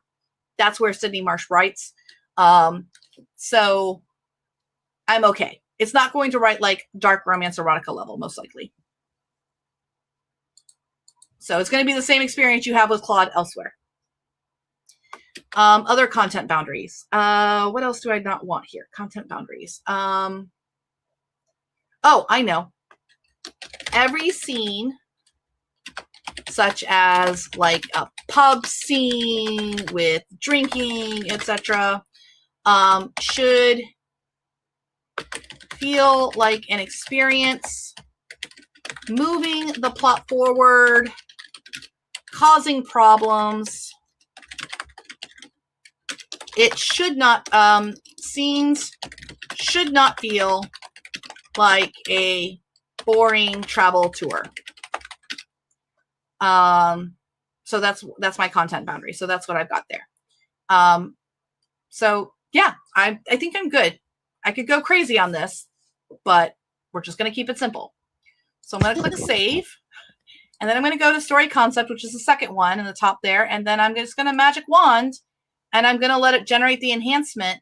It's going to include chapter 1 and anything else that is available. Mm-hmm. So I'm going to go ahead and generate this enhancement. And while that's running, only Mimi can truly unlock Claude's super spicy mode. Super spicy mode. Yeah. The other thing too is that I decided to run section 2 next. Here's the fun part. With this, the system is so powerful. You could literally I could have picked any section there and ran it. I can do this out of order. You can look at the prompting for the worksheet and see that it's always going to include everything that you've done up to that point, no matter what order you work in. The order that it's in there is just for the cascade, so that it starts at the top and goes all the way through. You, the human, can diddy bop around and do different sections as you are feeling inclined to do so, to work on them. And I've definitely done that. 11 out of 10. It's a great experience. Yeah. It gets the job done. Mm-hmm.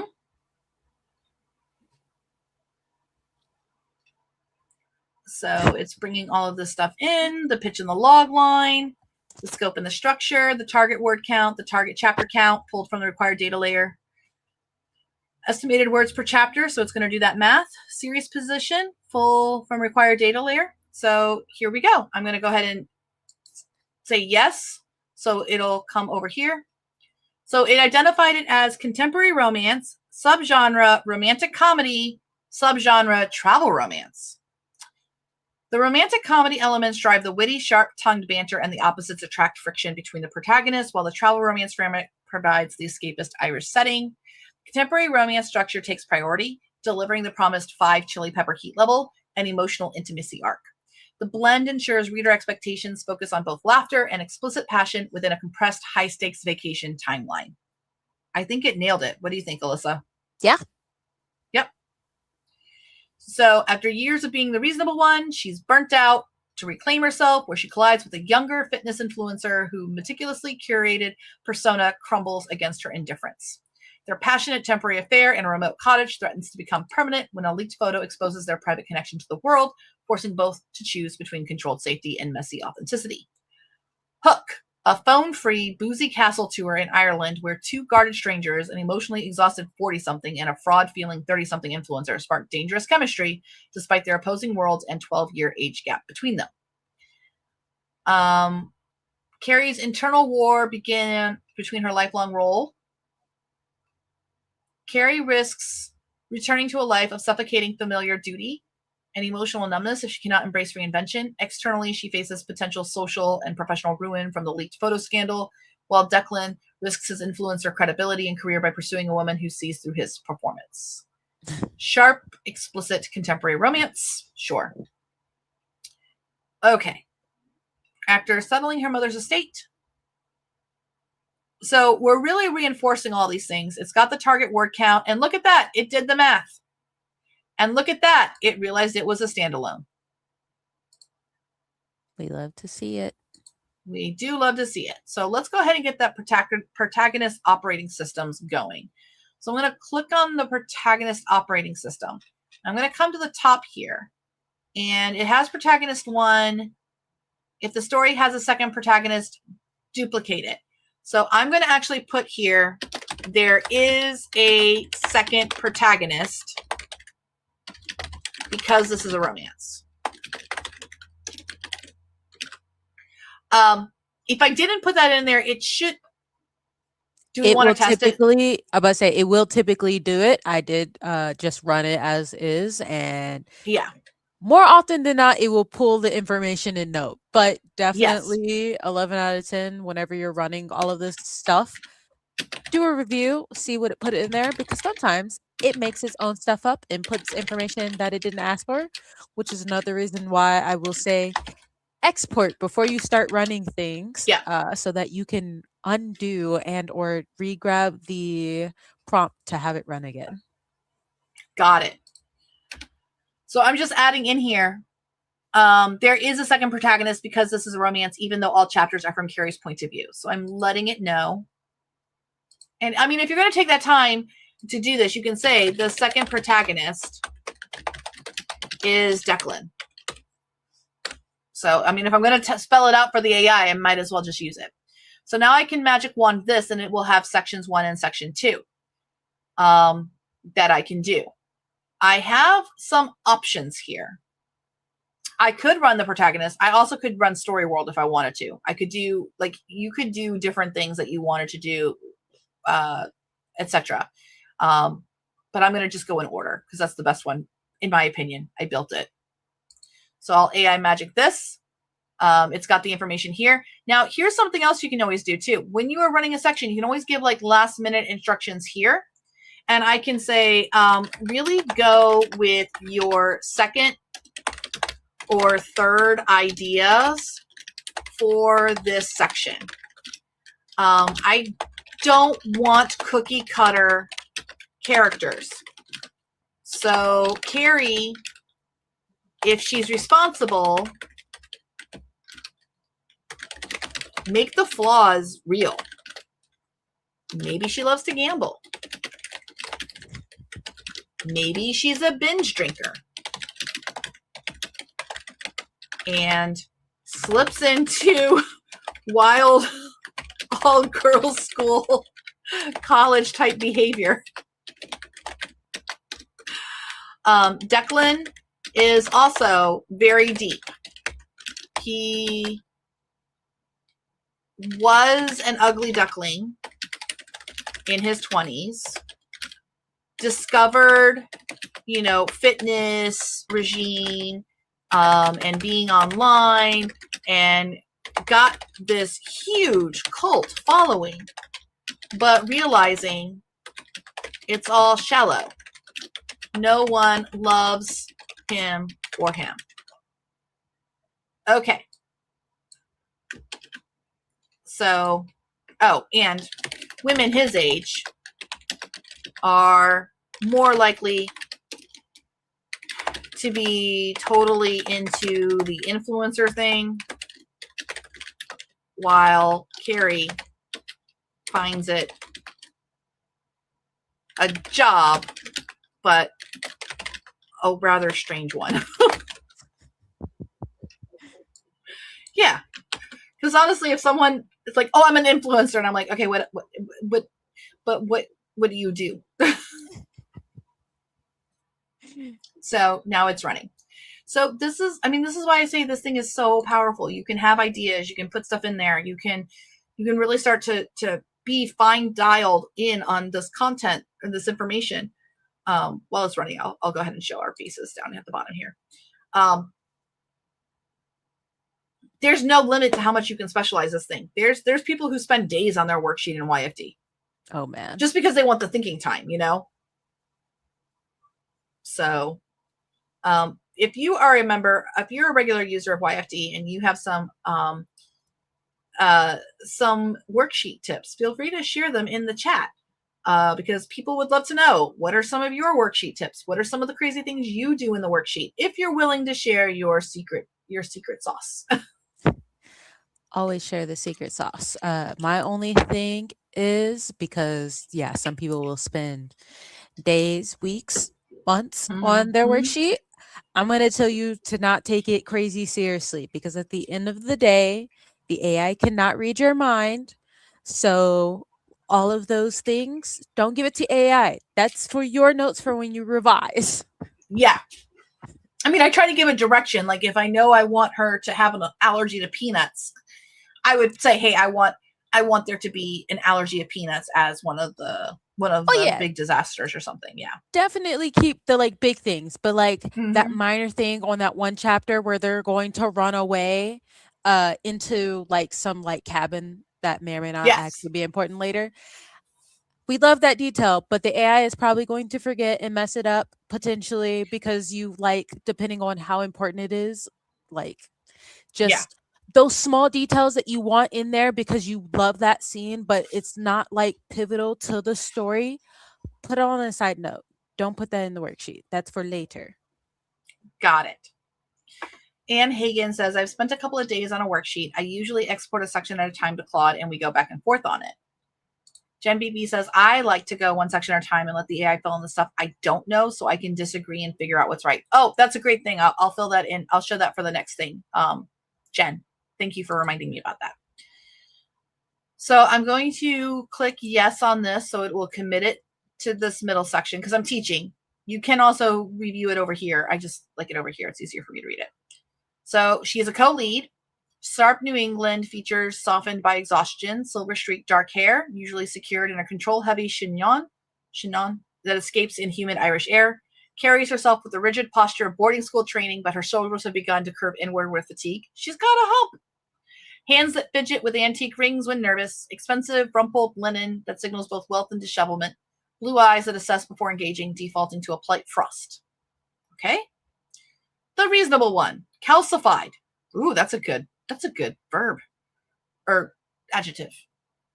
Adjective. Yeah. No. It's jumped. I think it's a adverb? No, it's a verb. She was calcified during her mother's prolonged illness and death to a psychological prison. Her subsequent divorce confirmed her terror that controlled perfection earns only utility, not love. And that her suppressed impulsive nature, binge drinking, gambling, wildness, is her true self. And that this self is fundamentally destructive and unlovable. She believes she must choose between being competent, reliable, or free, messy, with no integration possible. Her mask is the hyper-competent Hawthorne. Okay, I like this. We got another mention about this volcanic rock. So looking at this thing here, I'm going to make a note to myself. when we get to the sections of writing rules, I am going to say, do not do a bunch of volcanic rock metaphors. Yeah.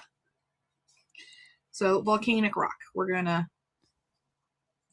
if your worksheet has a lot of different ways, a lot of similar ways of describing someone, you want to make sure, because that will start to cause issues there. And then dropping the mask will cause her family's immediate collapse, confirming she was the only thing holding them together.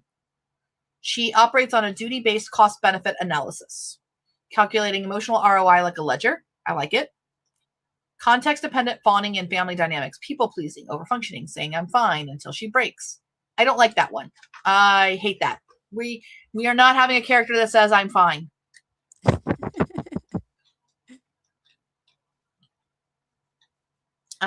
So let me go to that section.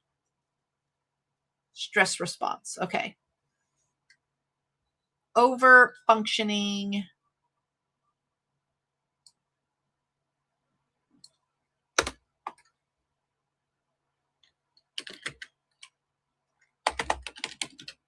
Sanitized responses aimed at I'm trying to think of how I want to do. Huh? I was going to say reassuring. Oh.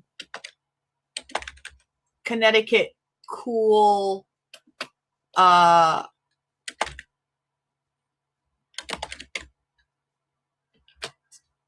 conflict style.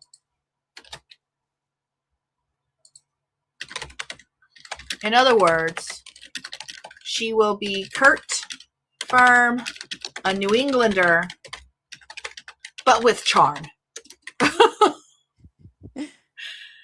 All right. Sharp-tongued, challenging, sexually aggressive. Okay. As he triggers her autonomy. When overwhelmed, engages flight through literal geographic escape and behavioral escape, gambling, drinking binges. She's not the mess her family secretly fears she is, but control, generate resentment. Okay, that's fine. Emotionally depleted. Performing fine. No, I hate that. Competent. She has 1 foot of her life. Oh, competent. Can't spell it. 1 foot of her life, 1 foot out of her life already, having just settled her mother's estate. She views the Ireland trip as a final binge before returning to her gilded cage, not as a transformation. She recognizes that Declan doesn't need her to fix him. He needs her to see him. This revelation cracks her operating system. Nope. Nope. That makes sense. No. So I'm going to grab this.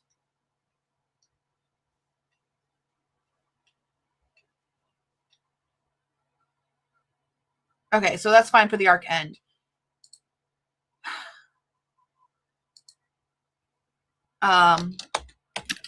She accepts Declan as he is because it never registers to her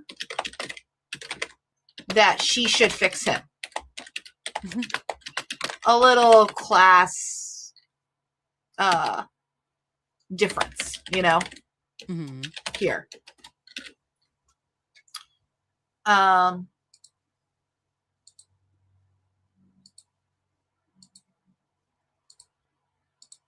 then that would crack her operating system, because then she's like, wait, if I'm with people that are not like me, if I'm with people who are not like I am forced to be, then I can be somebody different. That makes sense.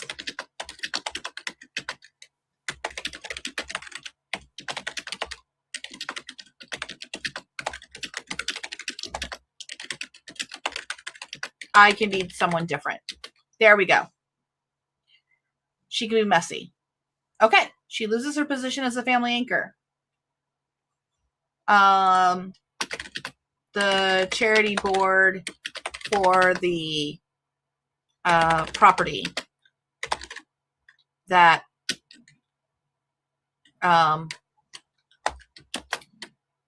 is historic. Her position as the what is it? Chairman of the board. Mm-hmm.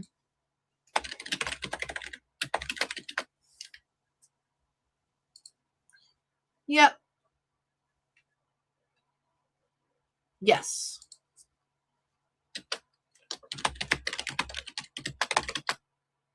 She realizes that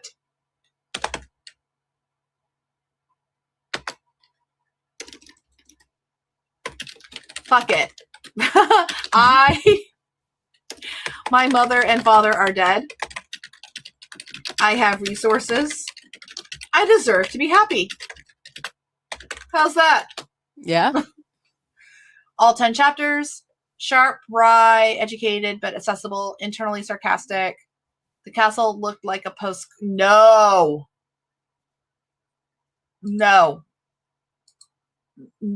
Just no. Learn to The castle looked like a postcard that had learned to hold its liquor, and I looked like a woman who had forgotten how to hold her tongue. That doesn't make sense. Yeah, no. This is no. Modern late Gen X.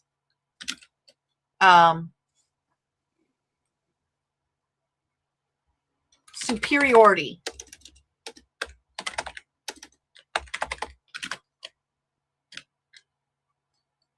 Curiosity. By experiences she has never known. Internally sarcastic, her voice quality. She has an underlying layer of like hostess, even when she's not hosting, just because it's default programming. Make sense? Mm-hmm. Ivy League adjacent with references to proper etiquette, old money culture, like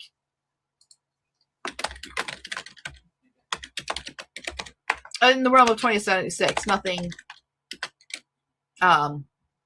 so antiquated. Old money culture, blunt modern observations, occasional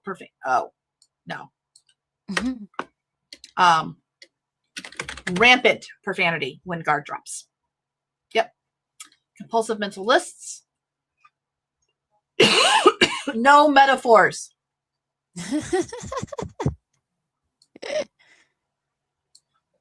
You don't want it to get obsessed with metaphors? She's allergic to metaphors unless it's a sparing, ironic one that calls back to some well-known literature or pop culture reference.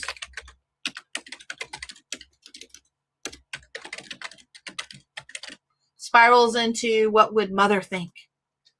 No.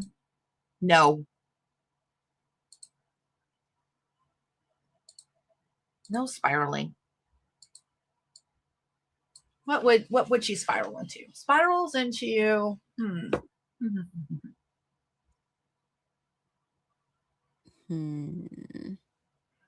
My mother's dead, so my mother's not thinking. Oh, I know.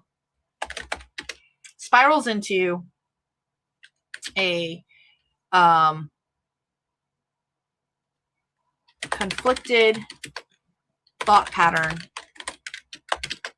of, if this is so good, why did I wait so long to have this?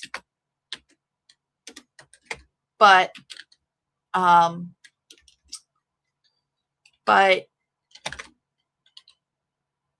what could I lose?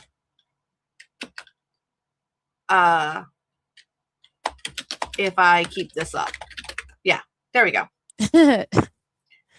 Skew lights. She's allergic to metaphors, but how does she feel about similes? And similes. Gosh. which collapses and the cottage's forced. I mean, truthfully, I don't think we talk in a lot of metaphors. Like, oh God, I just said like. We all use like. We got brainwashed at one point with like, but not the metaphors that the AI writes. yeah. AI does real metaphors, and we do comparisons that are technically metaphors, but really aren't.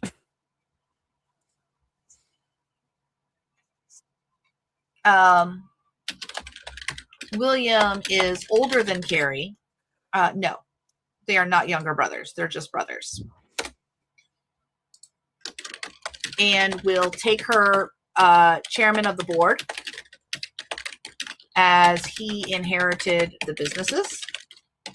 And Carrie was always in charge of the charitable. This is like my own opinion from working on this story so many times.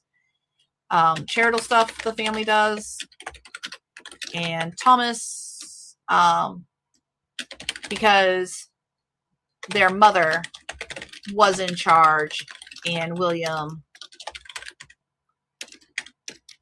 would never take that from their mother. Thomas is a hot mess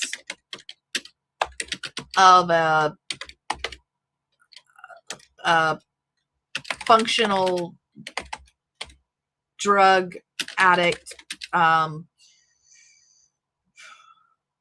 health spa, merry-go-round, who always has some crazy new business opportunity. Oh, I know someone like that. Yep. All right. Apparently, like is a simile. Yes, it is. Like is a simile. Well, like simile, like the sun is yellow like a lollipop. Or no, the sun is yellow. The lollipop is yellow like the sun. Versus the lollipop is a yellow sun. It's just a metaphor. Maeve sees through Carrie's mask immediately, but chooses to like her anyway. Modeling acceptance. Maeve is complicated. She has a previous relationship with Declan, as he has taken her tours before for content. Okay. Skillites, you're killing me. Baby brother is going to be hawking Cutco knives at some point. Yeah. Broad shoulders, carved abs. Yes. Before ghost traits, occasional hunch when not on. Habit of shielding his face with his hand when caught off guard. Jawline sharp. No. That's not. I've never seen someone shield their face. He will. No, he'll wear a mask. He will lose eye contact.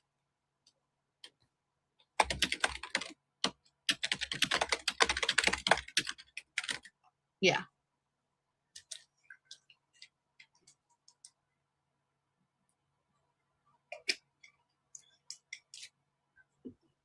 Okay. And scrawniness. Yep. He into a physical specimen. His pre-fitness self is his authentic self, while the current version is merely a rented costume that could be repossessed at any moment. The golden influencer, confident, curated, perpetually on. Yeah. To maintain his empire. Intrinsic value. A fraud. Brand first calculation. She doesn't follow him. She doesn't recognize his references. Okay. Fight mode. Craves authenticity but performs intimacy. Sure. I don't really care that much about him. He's not going to get any time on. Like, he's not going to talk. He's just going to stand there and look pretty.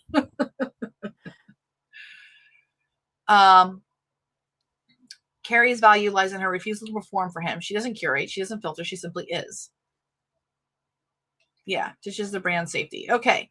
No POV chapters, but his dialogue and internal state revealed. Yes. Performative charm, masking insecurity, Irish lilt, exaggerate for cameras, drops into authentic working class Dublin when emotional. No metaphors. Trust me, your characters will still use metaphors and similes even if you say no metaphors.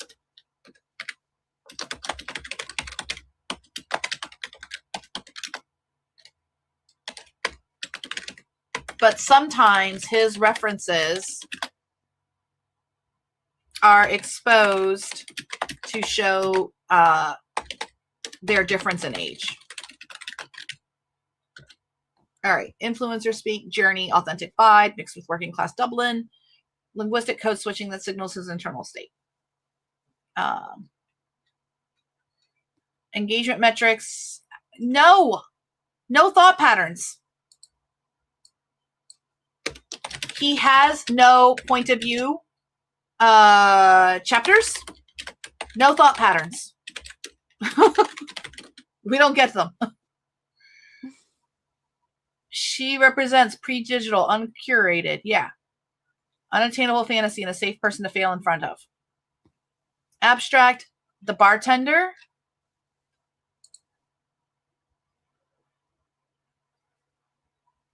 She knew him before and doesn't buy his... I thought the bartender was male. I have no idea. I thought that was like a male name, but maybe it's a female name.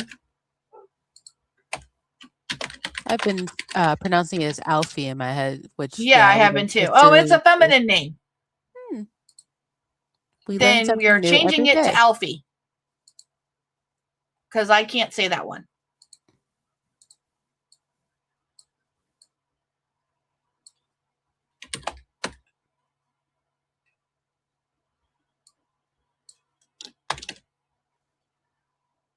He knew him before. Okay. So we're saving that. And save. Plumstone, oh boy, we're gonna run with you putting the pronunciation, I'm still probably gonna butcher that. Oh, Aoife. Aoife.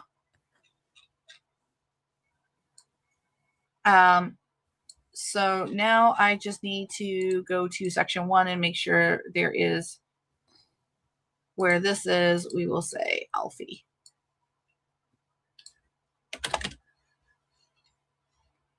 We just have too many females. Otherwise, I don't need that many females. I want more males in the book too. Makes so I think that's the only one that we have. We hadn't gotten that far. Yeah. So there we go. Okay, so I'm going to save that. Check. And then we will go to section 4, where it's going to build out the supporting cast of everything that's needed. I am actually going to do Story World first. And I am going to AI magic this and say, this is a tour. So there needs to be, actually, I'll just put that, I'll put this in the supporting cast. So I'm going to cancel this. I'm going to go to supporting cast. And when I do this magic wand, I'm going to say, this is a tour. So I need you to invent people on the tour with them. They can be caricatures of stereotypical tourists.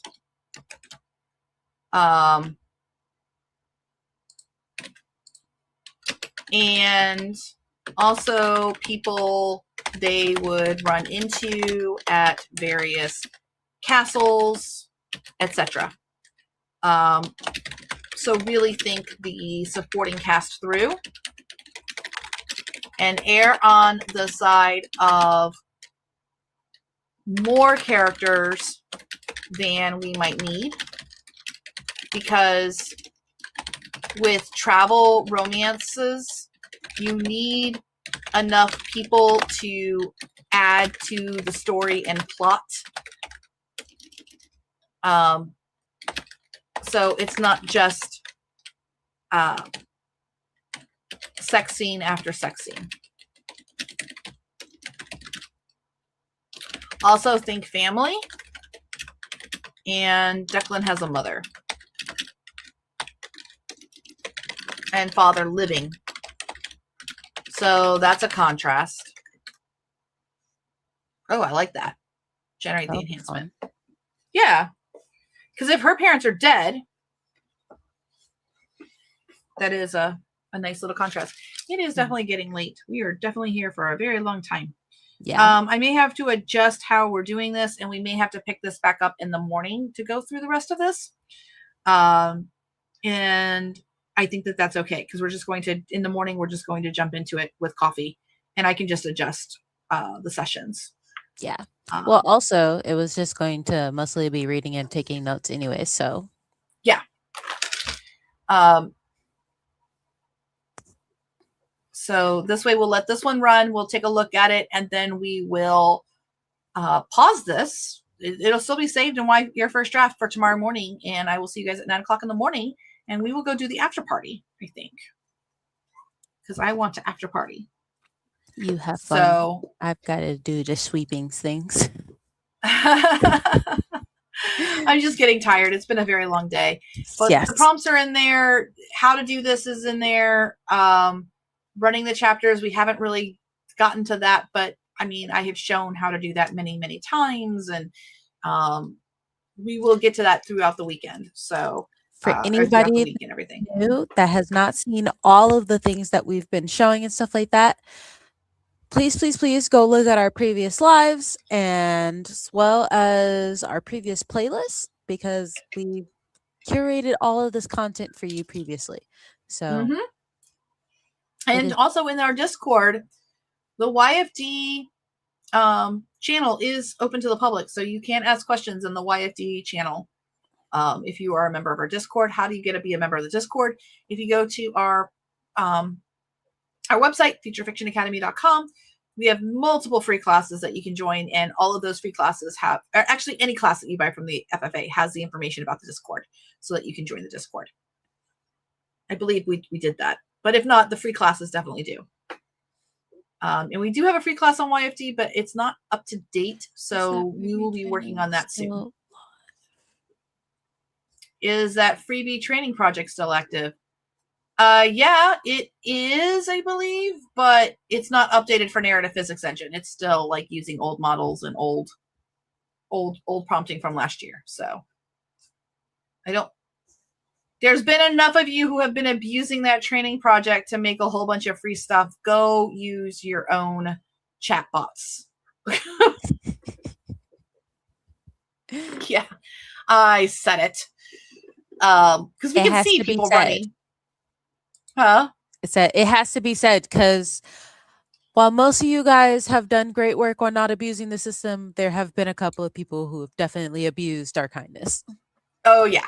So I've saved this. I'm gonna export it just so that I'm safe, just as a backup. I did do work tonight. I trust the system, but it's always nice to have my own backup. And it'll have the other sections in here, but it'll just have them empty. So I will have this as Cursed Castles and Irish Cream worksheet V1. So I know what it is, and I will download it. It's just a markdown file. And then I will just save this in my 2026 folder. Very nice. Apparently, Lynn recorded the new YFD in her class tonight. That will be available soon. Yes. We literally were working on this right up to, actually, we were still sending patches while we were live. We were still, that's just how it always rolls. Even when we try not to. We always give ourselves a week, but we still always find stuff. So like, there's really just no way to do it. As far as where you get the free project, if you go back to your first draft, there is the free training project right here. It's a 5-chapter, but literally this thing uses like, I don't know, Gemini Flash 2.5 or something. Maybe it was like we chose the cheapest, dumbest model possible just so that it would give you the most hot garbage while also showing you the thing so that even if you abuse it, we wouldn't be going into financial ruin. But also, we did not expect so many people to try to do it. And like, there's not like a crazy amount of y'all, but there's enough of you to be noticeable. Yeah, there's people in there that like, I'm like, why in the heck do we have 50 projects in the last 48 hours on the 5 free chapter thing? And people are like, here's book 2 and here's book 3 and here's book 4. And it's like 5 chapters and it's just Flash. It's like, this costs less than 5 cents to, like, this is not even good quality. So I don't even know what people are doing with that. They might just be spending an eternity editing. But truthfully, you could go do that anywhere else and hardly, like, you could do it with free models, for crying out loud, and wrapped right. Yeah. And then you would actually have freedom on the prompting, because you don't have freedom on the prompting for the 5 free trainings thing. So, okay, everyone. Thank you. Oh, and by the way, if you use, I don't know if it has the bring your own key on that one or not. I'll have to ask Joe. So stay tuned on that one. So it works right now, but it's definitely the old prompting. I want to thank everyone for coming tonight. I know that this was a lot of information and you guys have the prompts. We didn't get a lot done, and that's probably like not that impressive, but stick with it because we've got a lot more to show, and you can see that book that I have already run, and it took 8 hours, and you can see the quality of it and what was actually submitted in there. So you can see what we got. The after party is in the lab room. If you go to the Future Fiction Academy in Teachable, and you go to the Future Fiction Academy, it's over at the top under Zoom links, under Start Here. So here we go. And I think we'll do another song, maybe not the same song. Do we want to end on Staying on Venus or Meet Me on Venus? Yeah, it's a great way. Okay. Huh? Actually, we could do Grifter. Ooh, let's do it. Yeah, I like Grifter. So we'll do Grifter.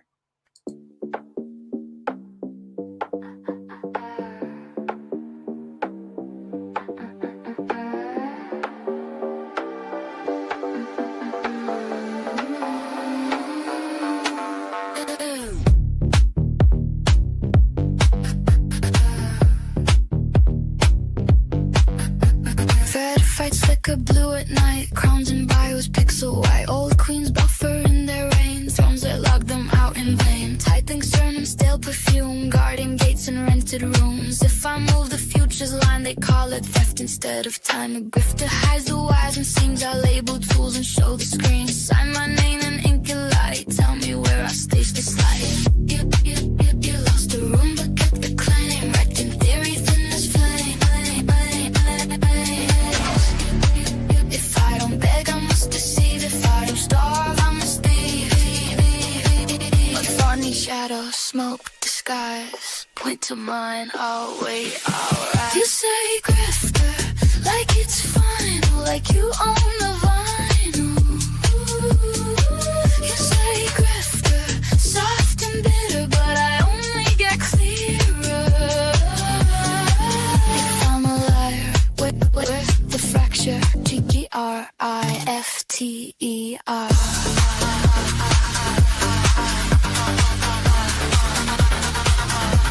Grifter.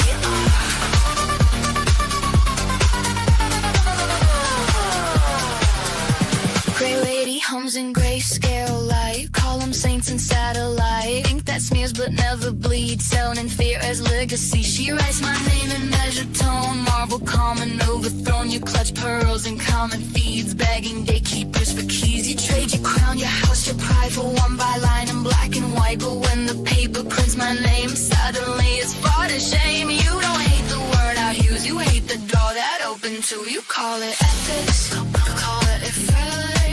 Body rolls beyond it that. You lost weight, take the stance, and now you are in circumstance. A grifter tricks and disappears. I'm still here, year after year.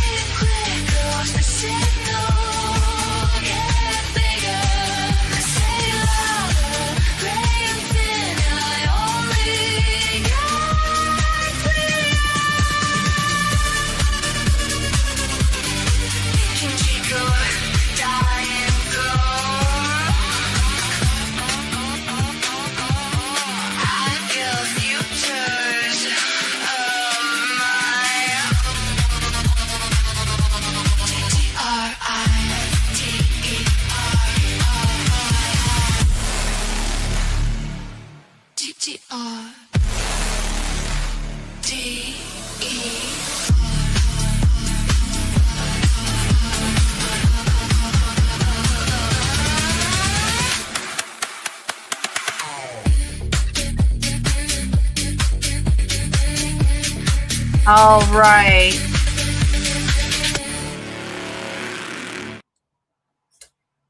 I mean it. I love that song as a theme song. It is intentional that we are open sourcing these prompts.